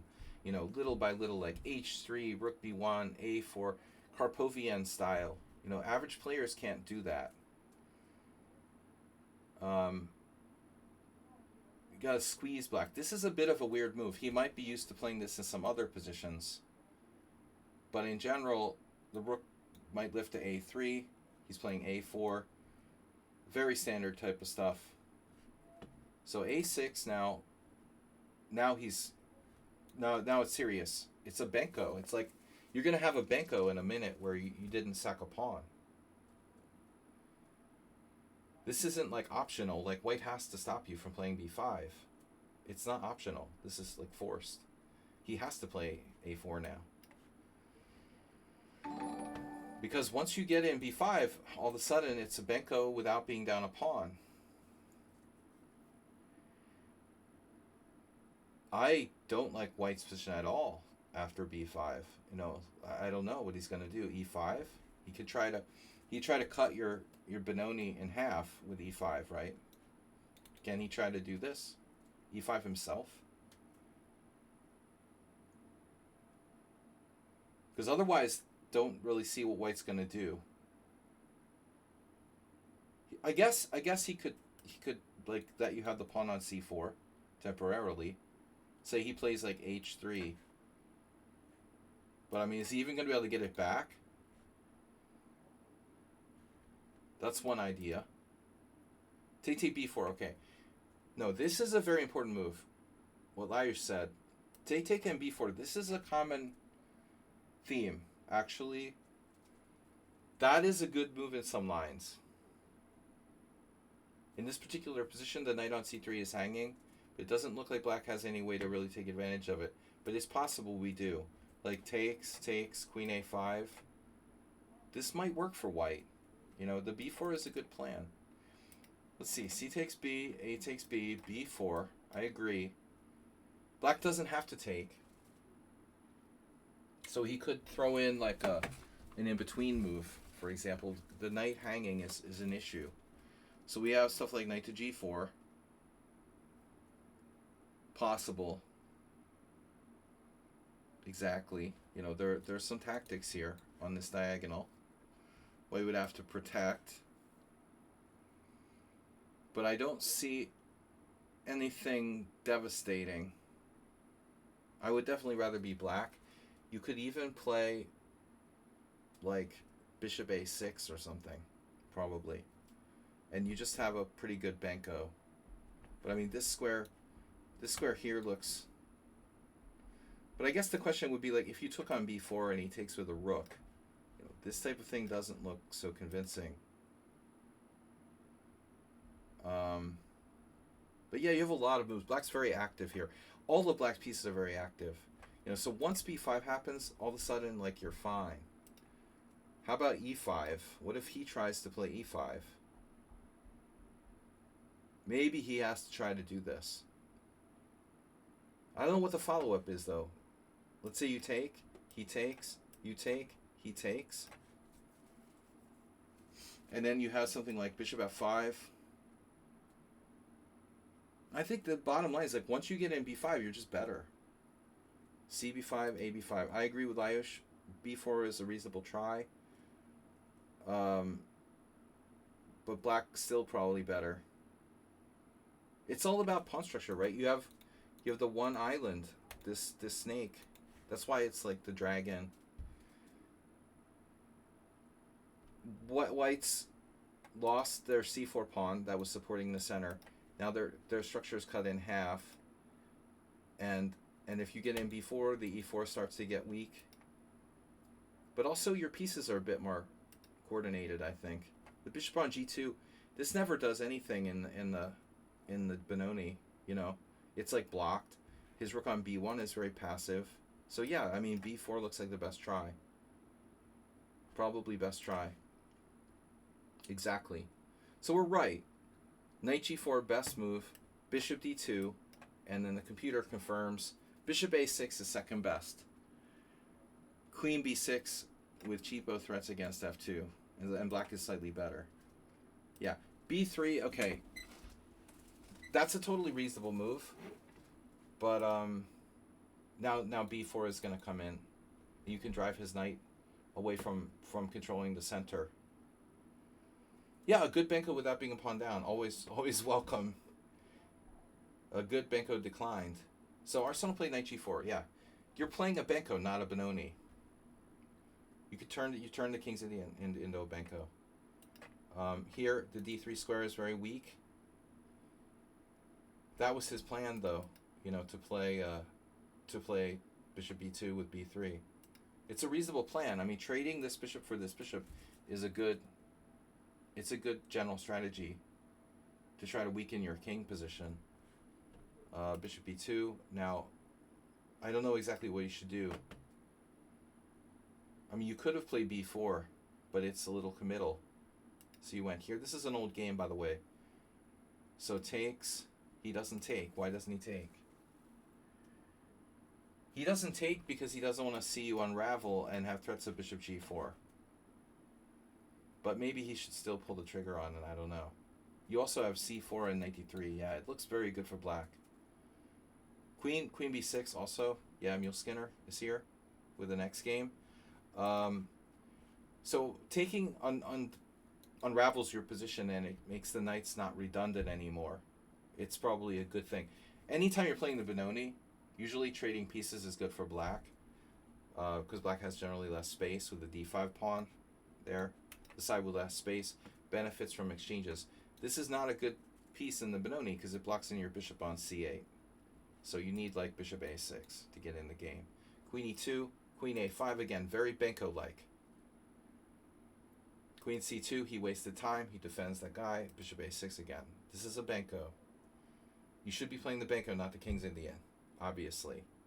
Knight takes e5, knight takes e5, and then f4. So this is what happens when you're either desperate or you have no sense of danger.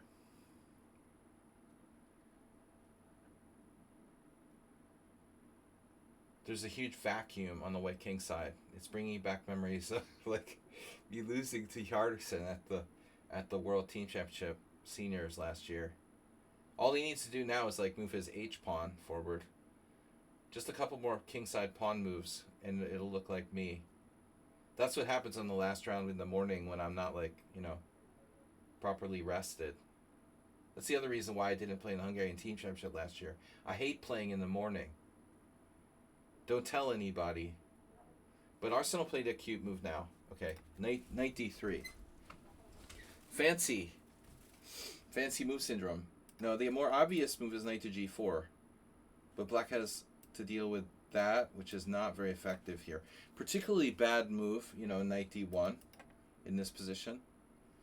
So if knight g4, the problem is he needs a way to protect against bishop d4.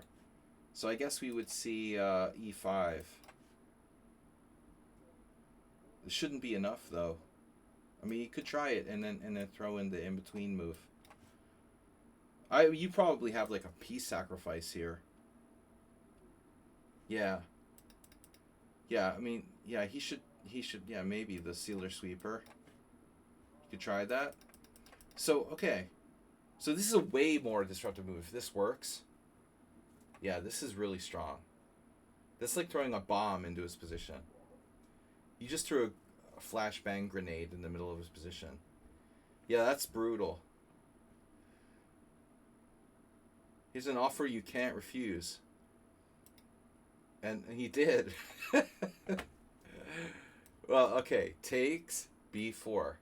And now we're going to take here. We're going to get our material back with a massive pass pawn and a huge initiative.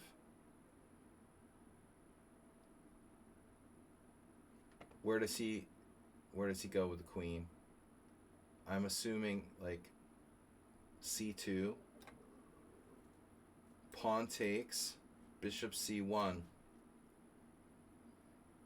And yeah, I mean, this is not a good benko for white. This is definitely not a good benko for white. There's this type of stuff, you know, the eating your way inside. c4. You have a lot of pressure. So beautiful move, knight d3, but I think he has to take it. And you can't not take that. That's suicide. That's suicide. He has to take it. He does this. That doesn't work.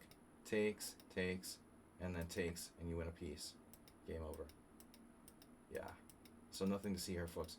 But knight d3 was a really nice move. Because I think that most people would have been lazy. Most people would have been lazy and played, you know, the safer move. They don't have to think too much. And you're right. You know, probably this isn't as good. So knight d3, he has to take. I'm just making sure there's nothing else. But it looks like you have to play b4. He has to. Are you saying, oh, you know, was Laios suggesting knight b5 for white? Knight b5 for white. Oh. Yeah. Okay, that's a good try. It's probably not enough though. Bishop takes. You know, a2 is falling. So I think it's not gonna save white ultimately. Okay, his best move, let's say queen e3. It might work. Let's see. Queen takes, bishop takes, g7, king takes. But you can't trap the black queen. You're not going to be able to trap black's queen. So it's probably not enough. Yeah, I mean it's a try, but it's still not going to be enough. I like queen d1 instead. Instead of d3, instead of e3, queen d1 defending the b3 pawn. We want to try this. Queen a2, bishop takes g7, king g7, defending b3.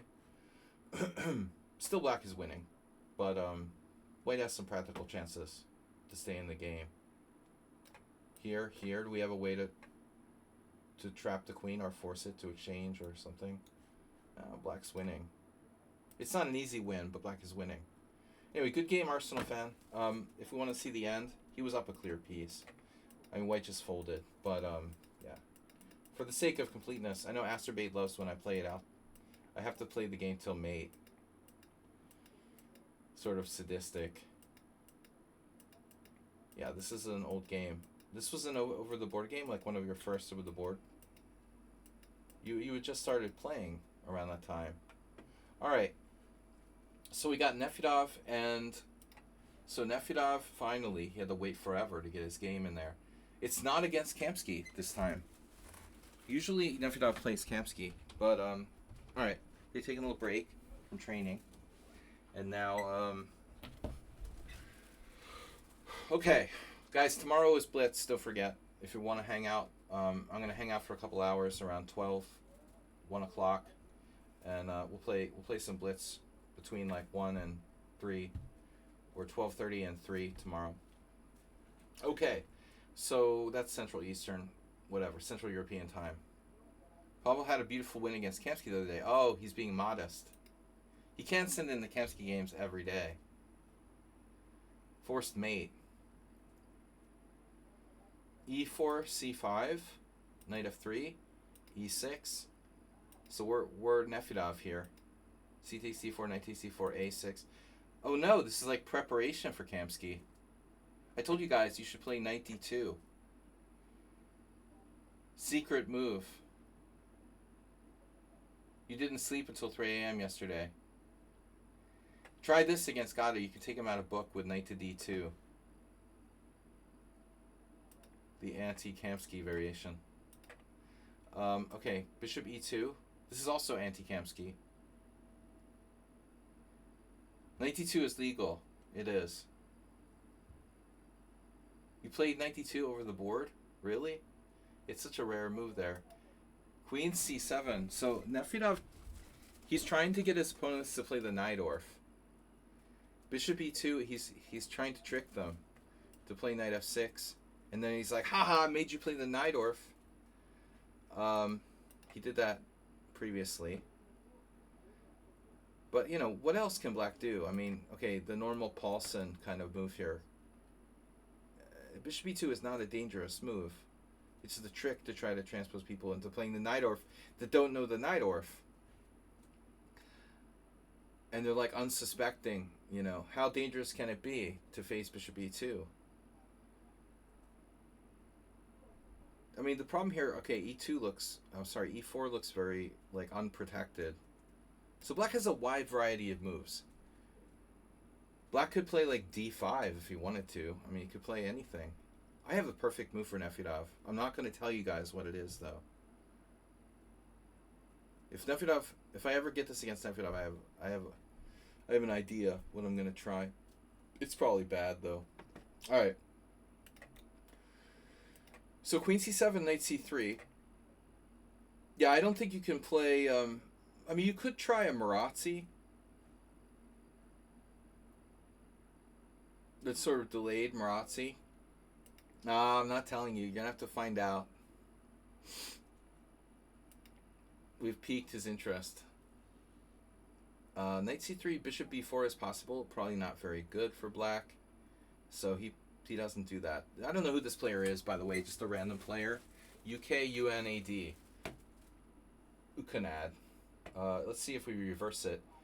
Danuku. No, it still doesn't sound like anything. So black plays knight to c6. Yeah, this is funny. You know, bishop b4. This feels like it transposes. I mean, is this like a O'Kelly or something? This is a 3-2 game. Okay. So it's Nefedov. He's been playing very fast. That's why he plays so fast. He's always playing 3+2 now, or 2+1. You had a game against the O'Kelly recently? I'm just wondering if it can transpose. So knight c3, knight c6. Well, this is going to transpose back into a normal con now. I had this. I think this is what I had this against this kid. I don't remember his name now. Shit. In the IM tournament I played in February, I played this with white. It was a bad game. Both sides had chances. It was a draw. Some 2200 kid, as usual. But he was a Hungarian, so he won't be 2600 in 7 years. He'll just be like 2400. Alright, so knight c6, bishop e3. I think I castled. Geller approved. Castle seems best. Mr. Slow also knows what he's doing here. Bishop e3. Okay, that's... So after knight f6, we get castles. You know, knight f6, castles, bishop e4, knight a4. We start to see all the classical lines. But this is more new. We'll have to ask Mr. Slow for the status of this. Or my friend Joe, who plays the Khan sometimes. But, you know, Nefedov with practice against Kamsky must be like the expert on the Khan Sicilian now with white. Taimanov. So that's a Taimanov. Okay. Well, it was a Khan. Now it's a Taimanov. They're both like Soviet grandmasters, whatever. What's the difference? Well, actually, Khan probably wasn't a grandmaster, but Ilya Khan was an IM, I guess. I don't know. Not easy to get the grandmaster title. So b5, f4. That's surprising.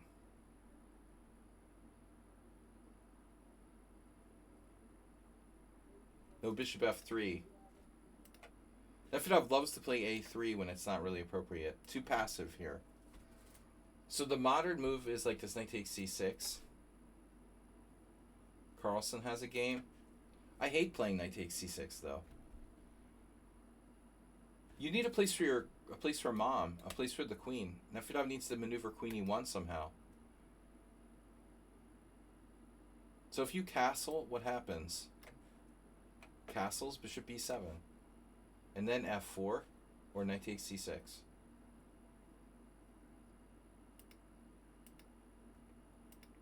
So you played f4 right away.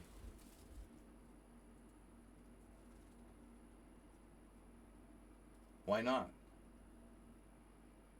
The point is you take with the queen on d4. But okay, I have some questions. Yeah, what's up with knight takes d4, bro?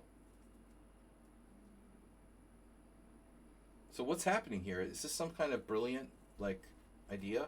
Knight takes d4, queen takes d4, and now b4, knight d1, or do you go to a4? So this pawn is immune. Is that what we're saying? Nefedov is not afraid to sacrifice pawns. No pawns have been harmed in the making of this video. Nefedov not afraid of knight takes d4. But strangely, if you look at the games here, white didn't win a single game. What's up with that? What's up with that? White does not win a single game in this position. So it's just harmless. Bishop b7. We transpose back into another line now. People actually castle queenside here. That's kind of crazy. Vallejo. Unsurprising, right? I'm not castling queenside. But black played bishop b7. And now bishop f3. So this is back into theory. You could castle kingside too. So the one thing that I see is this square, you know, knight a5, knight c4. I feel like there was a game in the tournament I played in February where the same kid that I played in the Sicilian had another game with someone else where almost the same thing happened as this. One of the kids played one of the other kids in the tournament I played. I play in kids tournaments. And I was watching some of the other kids play. And they had a game that was very similar to this. Where I think white actually ended up winning really convincingly.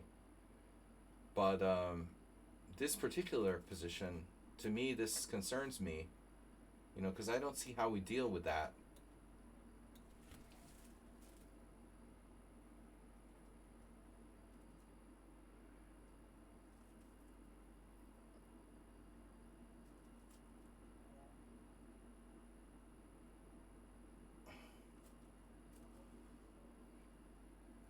Yeah. Captain Kirk. Khan. So I don't get it. Why doesn't everybody play knight a5? Castles, knight c4. So this is the point. You just calmly go back to where you came from. And there's no problem.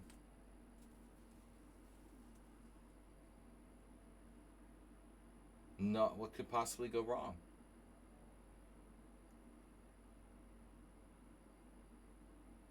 Who you found out that something can go wrong. Well, anyway, this is worth taking a look at. Black is better, apparently, according to the engine. So that could be a hole in Nefedov's repertoire. Make note, Gada Kamsky. Gada's going to be preparing for you. So this is actually the theoretical move. Rook c8. And now Pavel went to his go-to a3. I mean, a3, we could say it actually makes your queenside weaker. So this is a 3-2 game. I'm overanalyzing, I know. I'm overanalyzing. So you're supposed to play knight b3 to watch out for that knight a5. Bela has a game against Horvath Chaba from 1991. Of course, Bela always played the classical bishop e2 everything against the Sicilian. He was my friend and a former kind of neighbor of mine. So rook c8, a3, and now knight f6. And now Nefedov don't do knight takes c6. He plays e5. See, this looks good for white. That's the golden rule, right, Mr. Slow? If white gets in a favorable e5 in the e6 Sicilians, white's just better. Black just walked right into this. It's like, hey, just play e5. So he didn't know what he was doing. I mean, he has to go for this. Why not knight a5 now? What does a3 do? a3 doesn't help. You know, it probably makes it worse, though. Because if we castle, knight c4, bishop c1, now there's the problem with this. You know, we have knight takes a3. It could actually make our position worse, having played a3. So the black doesn't know what he's doing. Knight f6 is bad. What is he going to do, dude? And the guy played knight takes c6 now, but yeah, your move looks good. e5 looks good. What is black supposed to play? He has to go back to g8. That's horrible. But what are you supposed to do? You can't play knight d5. I mean, this is like lost. It's horrible. Bishop takes d5. Knight takes d4. Bishop takes... Okay. We have queen takes d4. That's maybe not so clear. We don't have to take the pawn, though. We're just, like, winning strategically. This is a very good position for white. So e5 looks strong. Yeah, the guy played knight g8. What the hell is he supposed to do? He has no choice. He has to play knight g8. And I'm surprised that, like, your advantage isn't bigger. Castles, knight takes d4, and now bishop takes d4. You could take with the queen, you know.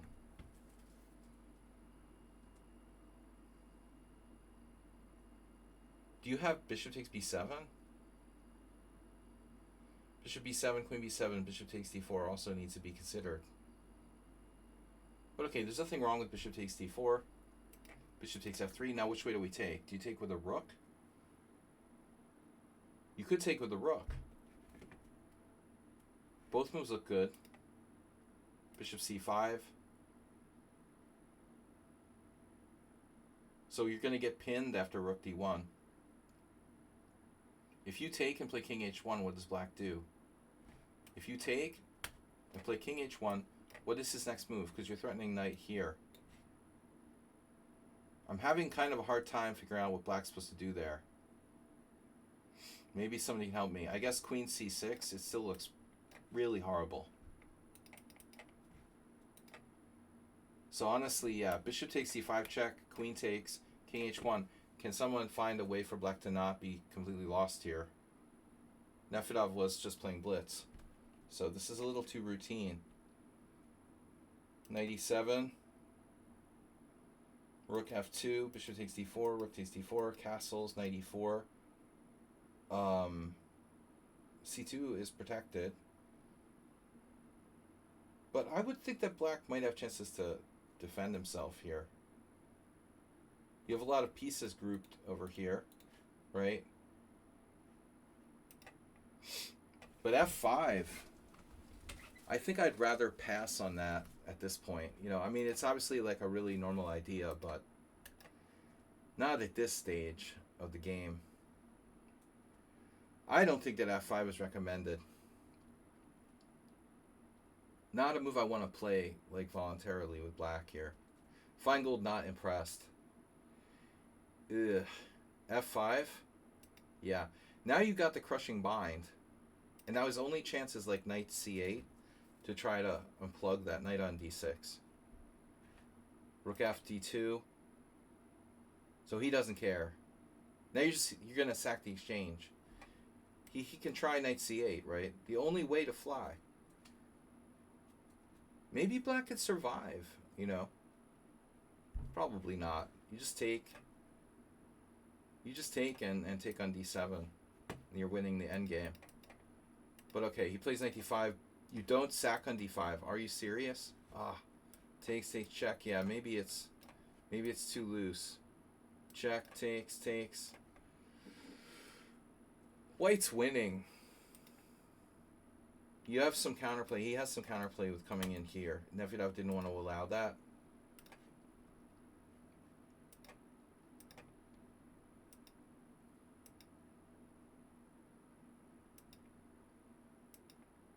Now what are you going to do? Structural. You're going to see some Geller like attacking play now. But the knight on b6 is holding it together. He's got d7 protected. Your c-pawn's isolated. It almost looks like black is staying alive now. But he moves his knight from b6. He thought he could improve it and go to like, oh no. Yeah. The knight on b6 is the only thing keeping black alive because it's protecting d7. That's funny. And so the guy played knight a4. Oh my god. Maybe he saw it and he just thought, well, he has a check. He might have a check with the queen. Yeah, I was looking at knight b5, but this is much stronger. Because you're threatening mate. You're threatening his queen. Takes, check. And now c5 doesn't help. That would just give him queen c5, queen f8. So you just move away. Now, Nefedov, how do you decide between king h2 and king h1 in this kind of position? No, he has g6. He has g6. King h2 is better. You don't want to give him queen b1 check. He can play g6, and then you have to play like queen h4. It looks like black can't defend against the mate, though. So here, you're just winning with queen h4, right? Like, you don't need to do anything fancy. But he does something fancy anyway. There is no defense against queen h4. This is just Nefedov showing off now with rook takes h7. That's not going to qualify for like a Lee chess puzzle, bro. I'm just going to tell you right now, because you have a very routine winning move there with queen h4. You're never going to make the puzzles. This is just one of the many ways to win. Rook takes h7. It has to be a force-only move. King takes h4, check. King g8, only move.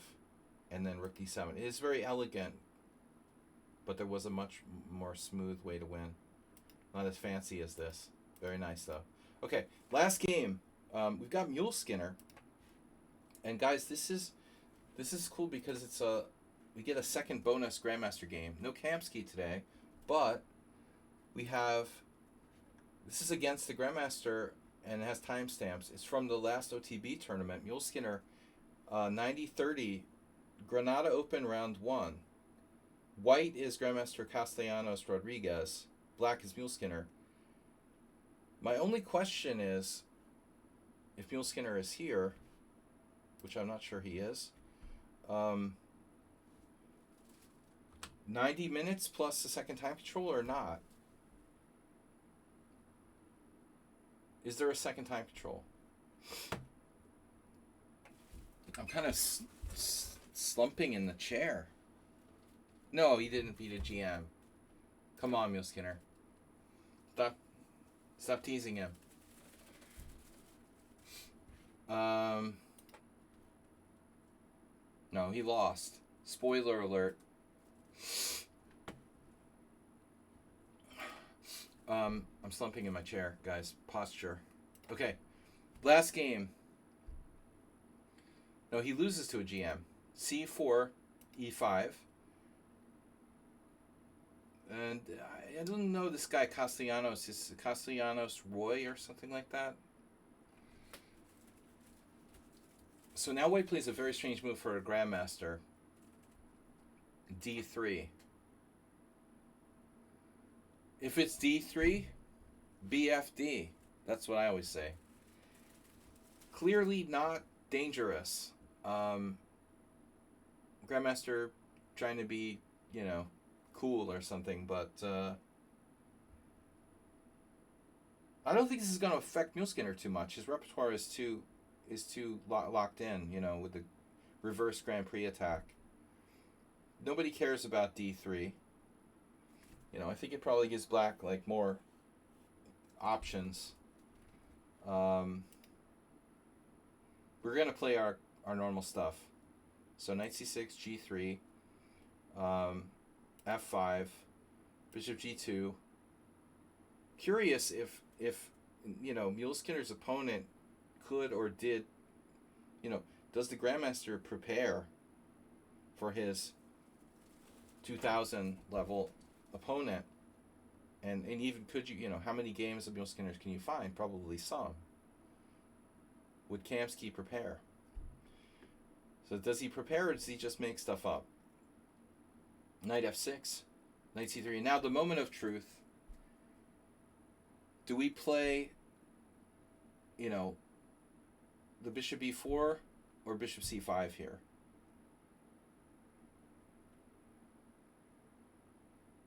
No, I don't know if the Grandmaster is preparing. It's round one. It's an open. It depends on the Grandmaster. I don't know.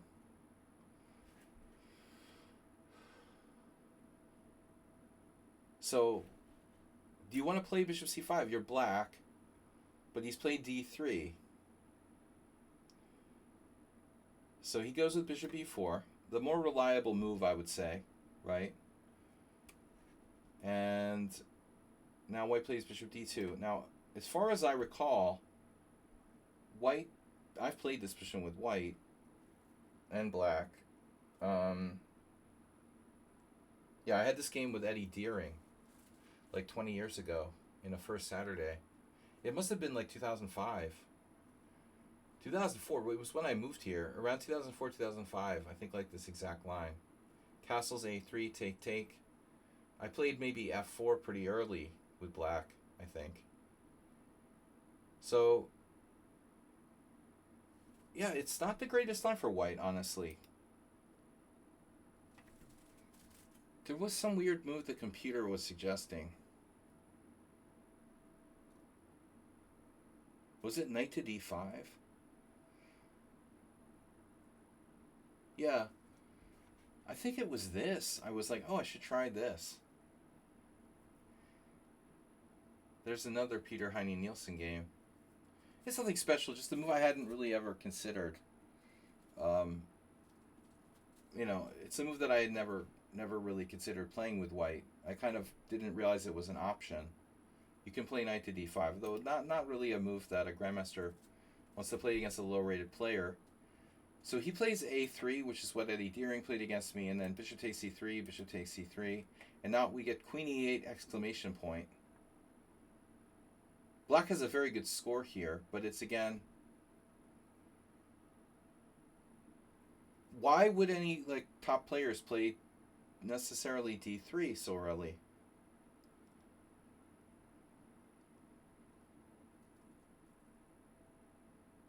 There's possible d5, but d6 is a normal strategy. So Mule Skinner plays queen e8 immediately, gives an exclamation point. I don't know. I mean, d6 is normal. I probably played d6. And most people play d6. My game is... I'm not high enough rated to be in the highest average rating games here, probably. Against Eddie Deering, our average rating would have been like 2,400. But it's probably in there. I like black, though. Black's fine. Queen e8 is good, too, but I think you have to be careful. I had this one game where the guy, he went castling queenside on me when I was white in a Grand Prix attack. You could scare him out of castling kingside if you're not careful. So I think it's totally viable for white to play something like queen d2. I have played like this against Mule Skinner. I mean, Mule Skinner has practice against even me, in similar lines. We had some games where it was reverse colors, and I'll do stuff like, maybe not commit, think about castling queenside.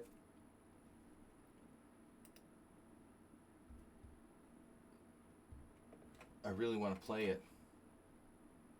Yeah, queen d2 is one of the best moves. That's engine number 2 move. Interesting, the engine really likes f4, which is an idea, but it looks kind of early. So I don't know.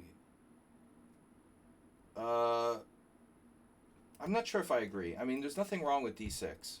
I don't know if queen e8 is exclamation point, but maybe. Okay, queen d2. He does play queen d2. Wow. So now d6. And now knight h3, but knight h3 is a little awkward. Wow, I'm surprised there's as many games as there are here. So Castellanos does play kind of risky, the most sharp methodology here.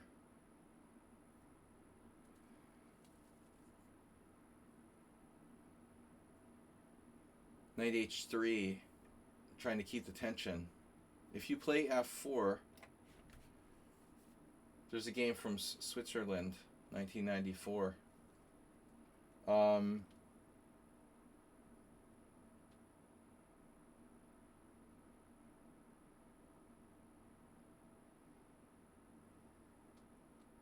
You know, it's always odd, like to think of like maybe this can be played in some positions, but you have to be careful because like take, and check, and the e4 pawn can drop in some variations, like a reverse Grand Prix attack thing. So you see here, some people play b4. Craig Hanley against Wintershoe back in 2002. It's a committal move, the b4. Not really developing. And knight f3 also. That guy Glud became a GM. Lots of Danish players around here. I don't know what's going on, Mule Skinner, but all the players are Danish. You're Danish, Glud is Danish, Mikkelsen is Danish, Wintershoe is Danish. Something funny going on around here. It's like the Danish variation of the English. The hell is going on here? Queen d2, d6, now knight h3, and this is Marchea from our online tournaments. Won a game against Sagar Shah back in 2013. That's the chess-based India guy. f4. Well, he's pretty much like, you know, doubling down on protecting f4. And Black's bishop in this, like Dutch, like you said, Arsenal fan. Black's bishop in the Dutch typically wants an open diagonal. So e4 is sort of anti-positional, whereas f4 is a natural move. Sagar Shah played said move against Parligras, but I mean Parligras is a really well prepared player. You know, he's very scientific about his openings and stuff. So if f4 was good, I would think like he wouldn't allow it, but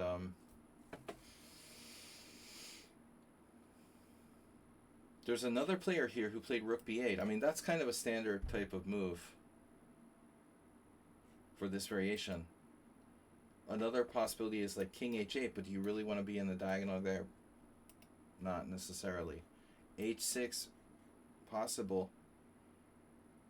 Possible h6, maybe mopping up g5 a little. But white is likely going to play f4. So Skinner's like, okay, if I can play it, I'll play it. But, you know, this is now part of the idea. White isn't committed to castling kingside, and he can use the g-file to attack. That's one of the ideas with queen d2 and not castling kingside. So this bishop's open, the g-file can open, plays g takes f4. Now, have I ever had a position that went this far? Probably not. What if we go back? I never use this move order. See here, I have 4 games. I even played Lord Jesus Christ in this position. Unbelievable. So, Mule Skinner gives Queen E8 an exclamation point. But, you know, why necessarily is it better than d6, the more natural? So here, none of my opponents played knight h3. So let's say they play knight h3. We play queen e8. They play queen d2. So h6 is the best move according to Stockfish. Oh shit. Who had that idea? h6 guarding the g5, and then it's equal chances. Okay, so it looks like h6 is best. Can't say I didn't tell you so. So f4, okay, dramatic pawn sack. G takes f4. and not queen h5, but you're not attacking his king. So this is really crazy. Wow. White, I would expect white to play knight g5, right? We had to expect knight to g5. And what's the idea now?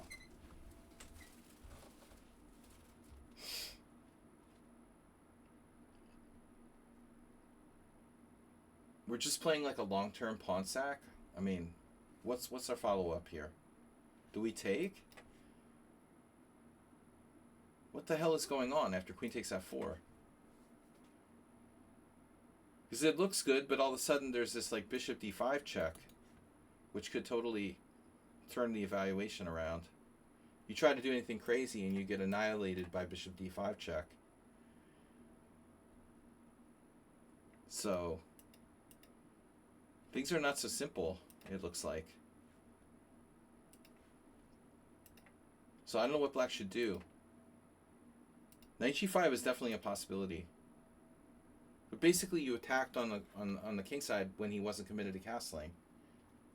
But he plays a really crazy move, f takes e. So I would just recapture.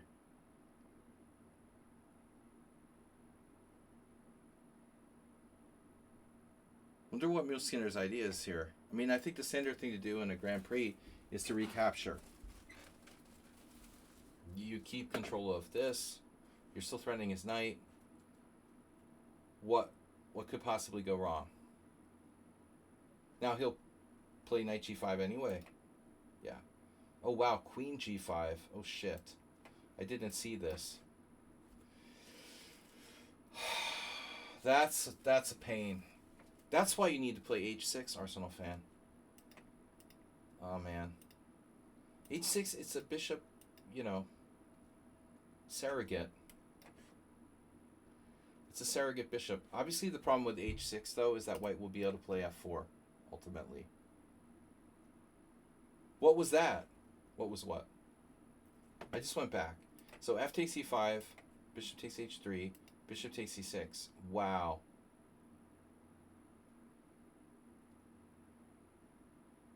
Excuse me? Bishop takes c6? Opposite colored bishops. And now knight to g4, but you're not attacking his king. His king is going to escape over the other side. Check, king h8, queenside castles. So he sacks the exchange. No, I just said the h6 is a bishop surrogate. So we win an exchange with knight takes f2.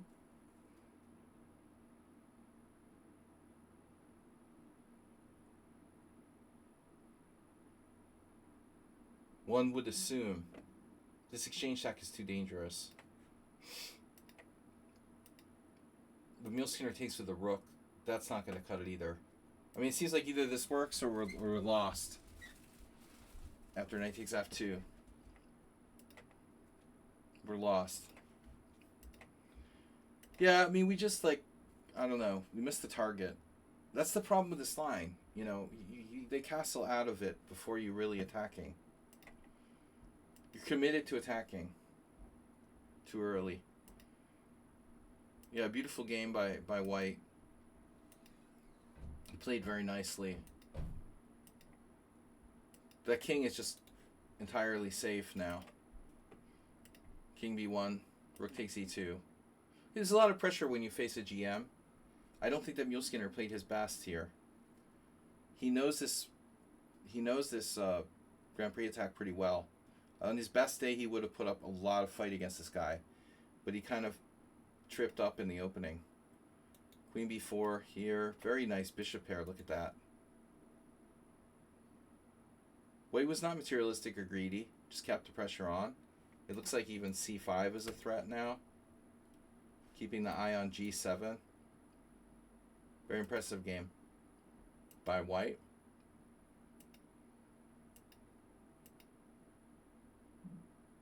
Now we blundered with f8. But, okay. The takeaway here, I don't understand exactly why. I don't understand why queen e8 gets an exclamation point. I think it would just transpose. I wouldn't think it would matter. And now d6. Anyway, we transpose, knight h3. So instead of f4, black can play h6. This is a useful move. So let's see. h6. And the computer wants to castle with white, but that's clearly not this guy's plan. I don't think that white would castle kingside. That's playing into the attack. White is probably going to play f4. And now we have this move, knight to d4. Wow. So h6 castles, queen h5 with a ready-made attack, then f4. It's unclear. Now you have the more standard type of position, but the knight can go to g4. So this is the only mistake, really. f4. This is not good enough. G takes f4, queen h5. So you had a move here, interestingly. Mule Skinner. There is one chance you have the move knight to d4 now.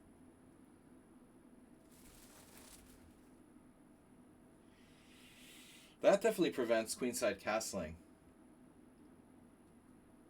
Okay, I'm cheating with the engine. I'm just trying to think of other suggestions.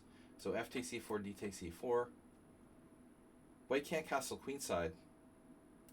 So if he takes, it's not so easy. This is a better practical try. A way better practical try. Knight takes e5. On knight d4. Knight d4. What? You mean f takes e5? You're talking about a different position. But anyway, okay. I think that it's not a question, though. We shouldn't sack this pawn right away. There's the other game the guy played rook b8. It's like a normal move. He beat Koldovich, who's not a bad player. That's kind of a safe move. Always a standard plan, getting the rook off the long diagonal. And there you also have a6 and b5. That's kind of a normal idea. So I think that's a legit alternative. So Mule Skinner kind of committing too early with f4. I've done this myself. I lost this way myself years ago against a friend of mine. Anyway, all right, good game, guys. Good games. Not easy. You got to be psychologically, strong against the grandmaster there, not to be intimidated and whatnot. It's not easy. I think that Mule Skinner could have played better. We'll be back tomorrow with Blitz. I'll talk to you guys then. Thanks for tuning in, Arsenal fan. Thanks for your committed. Thanks for being committed. You'll be committed soon. And I'll see you guys with Blitz, Acerbate, Mr. Coffee, everybody, Nefyadov, Sun Prism, Mule Skinner, who I don't think was here. All of you guys, thanks for tuning in, and I'll be back Friday with Blitz, and then Sunday simul as usual. Sunday 7 p.m. 6:30, 7 p.m. for the Sunday simul. Thanks everybody. We'll see you later.